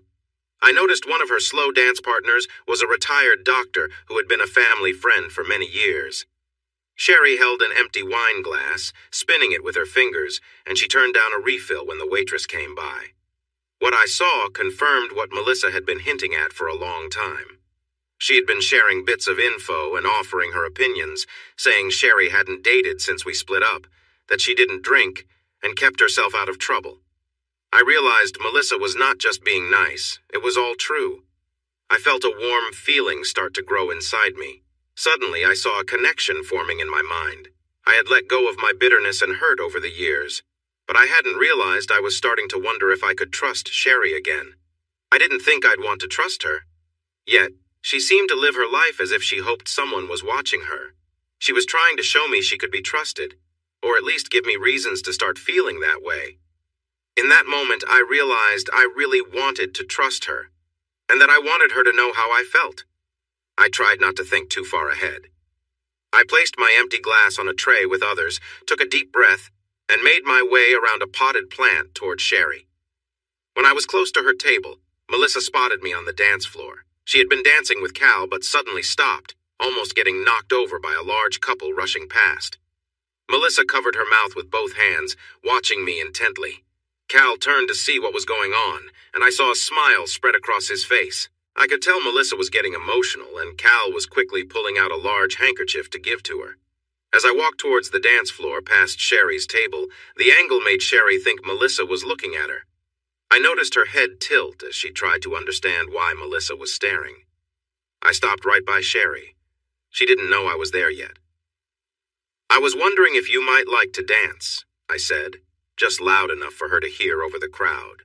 She started to shake her head no, since it was a slow song. Then she turned her head and looked at me. Startled, her wine glass slipped from her fingers and spun away. I caught it before it fell and set it safely on the table. She looked at me for a moment, surprised that I was there and had asked her to dance. After a while, her eyes lit up, and she nodded yes. I took her hand as she stood, then led her to the dance floor. In no time, she was in my arms. It felt wonderful. Sherry was a lovely woman. Without makeup, she looked nice, and with a little, she was truly beautiful. Her brown hair fell softly to her shoulders, moving gently with us as we danced. Her dark eyes stayed on mine as we moved slowly. Without thinking too much, I leaned down and kissed her softly. It was the first time I'd held her since our divorce, and the first kiss, too. But it felt so natural. I had sensed we were headed toward this moment for a while. "I've never met anyone who takes my breath away the way you do," I told her softly. She smiled at me, tears forming in her eyes. "Don't cry," I said. "There's no reason to." Just then, we bumped into Cal and Melissa. Sherry let go of me and rushed to hug Melissa, both of them starting to cry. "We need to go to the restroom," Melissa said with a sniffle. The two women hurried off, leaving Cal and me looking at each other. We both shrugged. "Well, I'm not dancing with you," he said. "Let's head back to the table before someone takes it, and maybe we can find something to drink." I agreed, and followed him to grab something for our dry throats. I drove Sherry back to Cal and Melissa's house after the party. She had come with them, and her car was parked there. It was too late for her to be driving around since most others out would be celebrating too much or up to no good. We sat in my SUV for a bit before she went inside. We chatted, but it was light and fun. We held hands like kids on their first date, a comparison I didn't mind one bit. After a while, we stopped talking and kissed again and again, as if to make up for lost time. When Cal and Melissa returned, having stopped for milk, I walked Sherry to the door and kissed her goodnight. I didn't want to stop, but I felt Sherry needed a moment to think about what had happened between us that night. I guess I did too. When I really thought about it, I realized I didn't have much to ponder. Instead, I welcomed the closeness we shared again, and it seemed she felt the same way. In the following weeks, I took Sherry out to dinner or a movie a few times. I would have done it more often, but we both had busy jobs and needed to rest. That meant we could only go out a few times during the week. Still, we made time to go out together a couple of times. On our second Wednesday out, I told Sherry for the first time in over 4.5 years that I loved her. That was 4 years and 8 months, to be exact. She softly said she loved me too, without even pausing. We spent the next half hour sharing gentle kisses and holding each other. If life had allowed us more time, we would have enjoyed each other more. But we had to think about the next day's work. As days passed, we became more at ease with saying love to each other and started to use the little affectionate words and gestures we had shared before. I began to appreciate why Karen had ended our relationship. I hadn't realized it before, but she understood something I didn't. She knew I hadn't been able to let go of the feelings I had for Sherry that I kept hidden for so long. I thought I could hide those feelings forever. I knew that, and I believed Karen did too, but holding back affected my relationship with her, and I think she sensed it. I remembered that I had hesitated when trying to be open with her. She was smart enough to see it would always be that way. I admired her for not accepting it. I mentioned this to her during a phone call the next evening. She laughed and thanked me for my kind words, but she said it had mostly been a gut feeling. I thanked her again. She then asked how things were going with Sherry. I was ready for the question and told her how much I cared for Sherry. I told Karen that her instincts were spot on, and she laughed again. While I was careful talking about my feelings for Sherry, Karen shared that she had met someone new. I recognized the guy, a Swedish observer from the International Red Cross who had come to the hospital where I had been. He seemed interested in America and everything about it. It seemed that he and Karen had discussed my condition many times, and he had become interested in the sad-voiced woman on the phone. After a moment, Karen told me that while I was asleep during the surgery, I had called out for Sherry. The Red Cross observer heard me and thought Karen was Sherry for a long time. I hadn't known this. I stayed quiet for a while. I didn't know how to say I was sorry for that, and I told her so. She said there was no need for an apology. She had suspected how I felt about Sherry, and this just confirmed it. Anyway, she mentioned that when the Red Cross guy came to the U.S. on a trip, he contacted her after finding her number. They had gone out a few times, and she told me she really liked him. She hoped I would, too. I tried to feel a bit jealous, even though I knew it wouldn't make sense, but I couldn't. I told her I wished her every happiness and meant it. She thanked me and hoped I would feel the same. She then asked if we could stay friends. I simply replied, forever. We ended the call, both feeling much better. I picked Sherry up a few times for what we called official dates at her apartment, but I never got to see inside. She would say her roommates had made a mess or had other reasons. I mentioned wanting to meet her roommates, and she said I would soon. She seemed to be hiding something, but it didn't feel like it was meant to hurt me. I understood she just didn't want to deal with it right now. Besides, I thought if her roommates were men, she would be more nervous about it, but she wasn't. So they likely weren't a threat to me. Still, I wondered about it. On a Friday night, 3 weeks after our first dance since the divorce, I picked her up, and we went to a nice restaurant in town. It had a 19th century San Francisco saloon theme. They had a swing hanging from the ceiling, and now and then a woman dressed like an old-time saloon girl would climb a ladder and swing over the crowd. This meant she showed a lot of her legs, which was clearly part of the show. I couldn't help but look. I was only human. But I wisely told Sherry that her legs were much prettier. It was true. Sherry blushed and seemed to glow every time the performer swung after that, making her even more beautiful in my eyes. Afterward, we went to see a late movie, but I'm not sure either of us really paid attention to it. I held her hand the whole time, and her head rested on my shoulder. I gave her little kisses on the top of her head and on her lips whenever I could. When the show ended, and we stepped outside into the warm Texas night, I couldn't remember a single thing about it. We didn't have any other plans, and I felt a mix of hesitation and excitement. Part of me wasn't sure if I wanted our relationship to move forward, but another part was eager for that next step. She stopped and leaned against the door of my SUV, pulling me in for a long kiss. We stayed close, feeling each other's warmth. My hands touched her shoulders and back. I wanted to move further, but we were in public, and I wasn't confident about what she wanted. I could sense her feelings, but she seemed to be holding back. When we finally stopped kissing, we both breathed heavily for a moment. I opened her door and helped her inside. I started the engine and turned on the lights, but I didn't drive off right away. When I looked at Sherry, she smiled and leaned closer, kissing me deeply. There was no sign of hesitation now. "Where do we go from here?" I asked softly after we paused for a moment. She gave me a quick kiss before answering. "Ron," she whispered, "you're in charge. You take us where you want." I understood her message. "Are you sure?" I wanted to make sure. She kissed me again and gently patted my hand. "I'm sure," she confirmed. Her voice was gentle yet firm. I put the SUV in gear and joined the nighttime traffic, feeling confident about where I wanted to go. When we reached my house, we shared another long kiss inside the door, filled with a strong feeling between us. Sherry pulled back and asked for something to drink. I took her hand and led her to the kitchen, where I had wine coolers in the fridge that she liked. She smiled brightly as she took one and drank it eagerly. I showed her around my new house, pointing out all the features that had caught my eye. She admired the fireplace. "That's so beautiful," she said. "It's just like the one I've always wanted in a home." I looked at the rock-lined fireplace, the wooden mantel, and the wide hearth. It matched what she had described to me when we talked about homes in our second year of marriage. We hadn't been able to afford it back then, but now that I could, I chose a house that had the fireplace she dreamed of. I realized that Karen had truly been a wise person. I felt nervous about taking Sherry upstairs to my room, and I could see a little worry on her face, too. We both understood that what we were about to do would change things for us, and it felt a bit scary. However, she didn't resist as I led her up the wide staircase and into my room. She had said I was in charge, and she acted like it. When she saw the open door to the large bathroom, something we both liked about the house, she stepped inside and closed the door briefly with a soft excuse. I was surprised to hear the shower running a moment later. The door opened a little and she invited me to come in with her. This caught me off guard.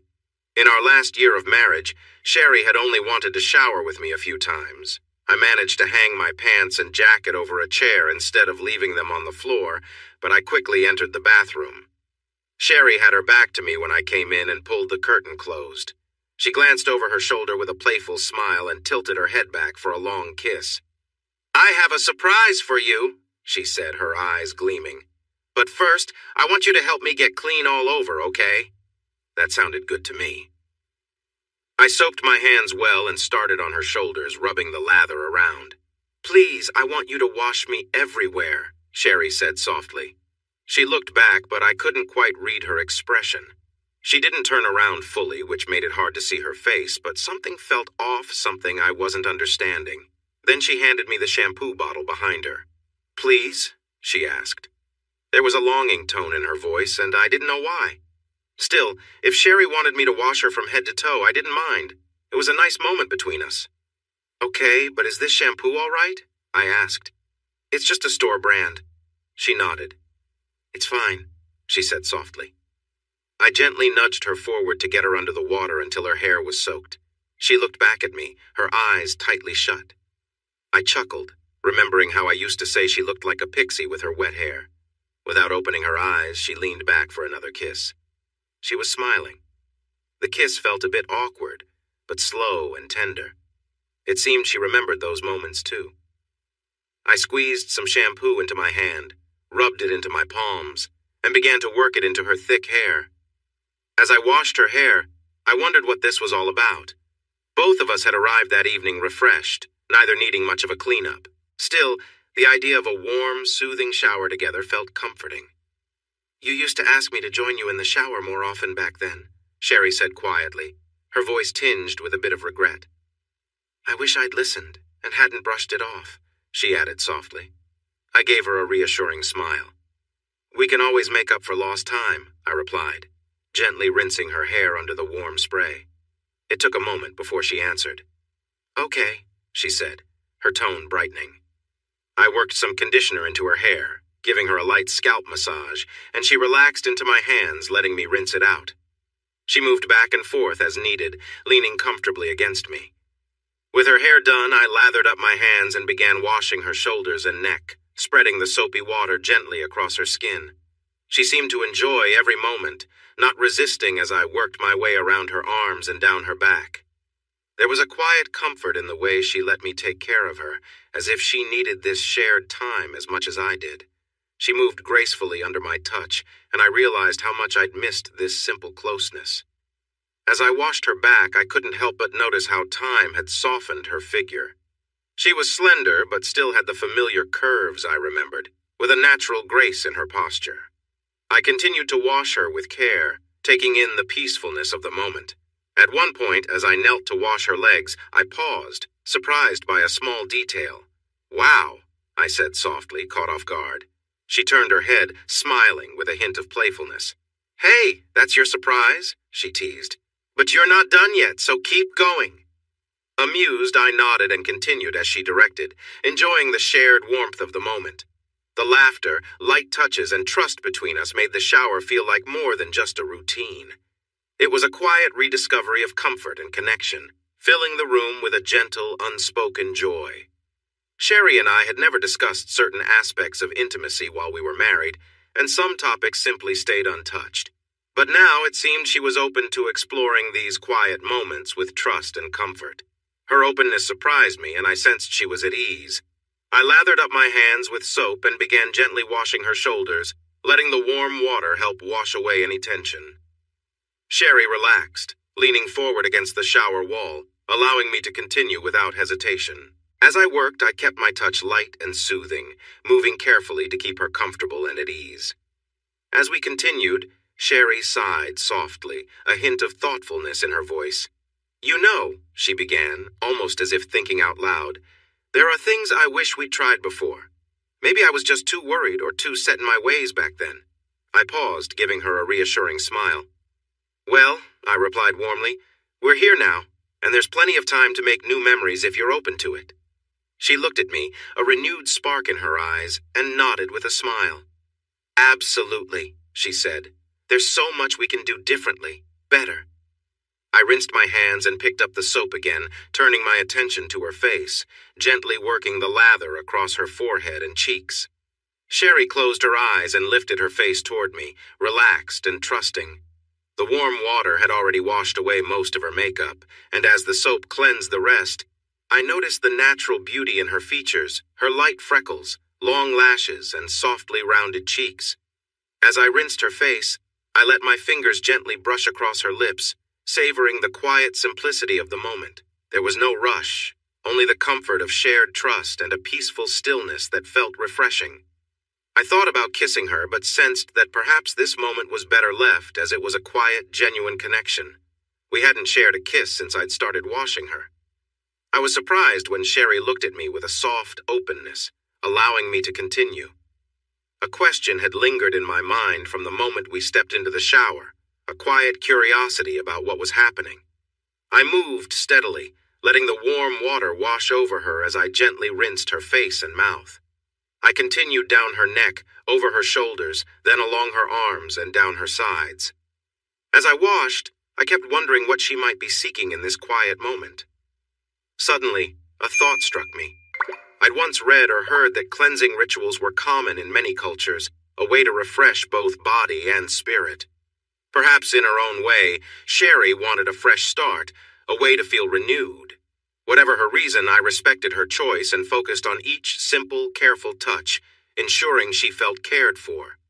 I moved to her chest, my hands gentle as I washed her, keeping her comfortable and focused on the ritual of the moment. Her expression told me she was calm, yet moved, her breathing soft, her eyes following my hands as I continued. As I worked down to her abdomen, I noticed she looked particularly at ease, almost peaceful. She watched me, and a light blush appeared on her cheeks. Her slight smile and bright eyes reflected her calmness and trust. When I moved lower, I saw that she had made a change.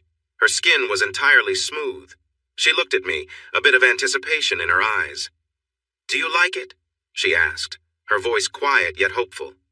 "Oh, yes," I replied sincerely, noticing her effort to present herself differently. "How did you manage it?" "Electrolysis," she said simply, smiling softly. "Wow, that must have taken time. Did it hurt?" I asked, feeling surprised by the effort she'd made. She nodded, her tone warm. "It took nearly 6 months, a bit at a time. And yes, it hurt sometimes," she replied, still smiling, her voice steady and full of affection. I realized how much this simple act had meant to her, and I appreciated the thought and care she'd put into it. We stood together in the soft glow of the moment, knowing that these small gestures held meaning for both of us. Kneeling there with water streaming down, I looked up at her, genuinely surprised. I hadn't expected such a thoughtful gesture. "How did you know?" I asked, confused but touched. "I only decided to come back a few months ago, and neither of us could have known we'd be here like this. I actually did this last year," she said softly. "I had a feeling that someday we'd have this moment again." She looked away for a second, a few tears glistening in her eyes. "I'm glad," I replied, meaning every word. There wasn't much more to say, and it felt like enough. I continued washing her legs, making sure to rinse her thighs, calves, and feet thoroughly. As I finished, I could tell from the soft expression on her face that this quiet ritual held meaning for her. She looked as if she wanted to say something, but instead, she simply leaned closer, ready to embrace me. Gently, I placed a hand on her chest, stopping her for a moment with a warm smile. "Now it's your turn," I said softly. Her eyes lit up, and I could see the joy and understanding in them. She smiled back, nodding, and began to wash me with the same gentle care I'd shown her.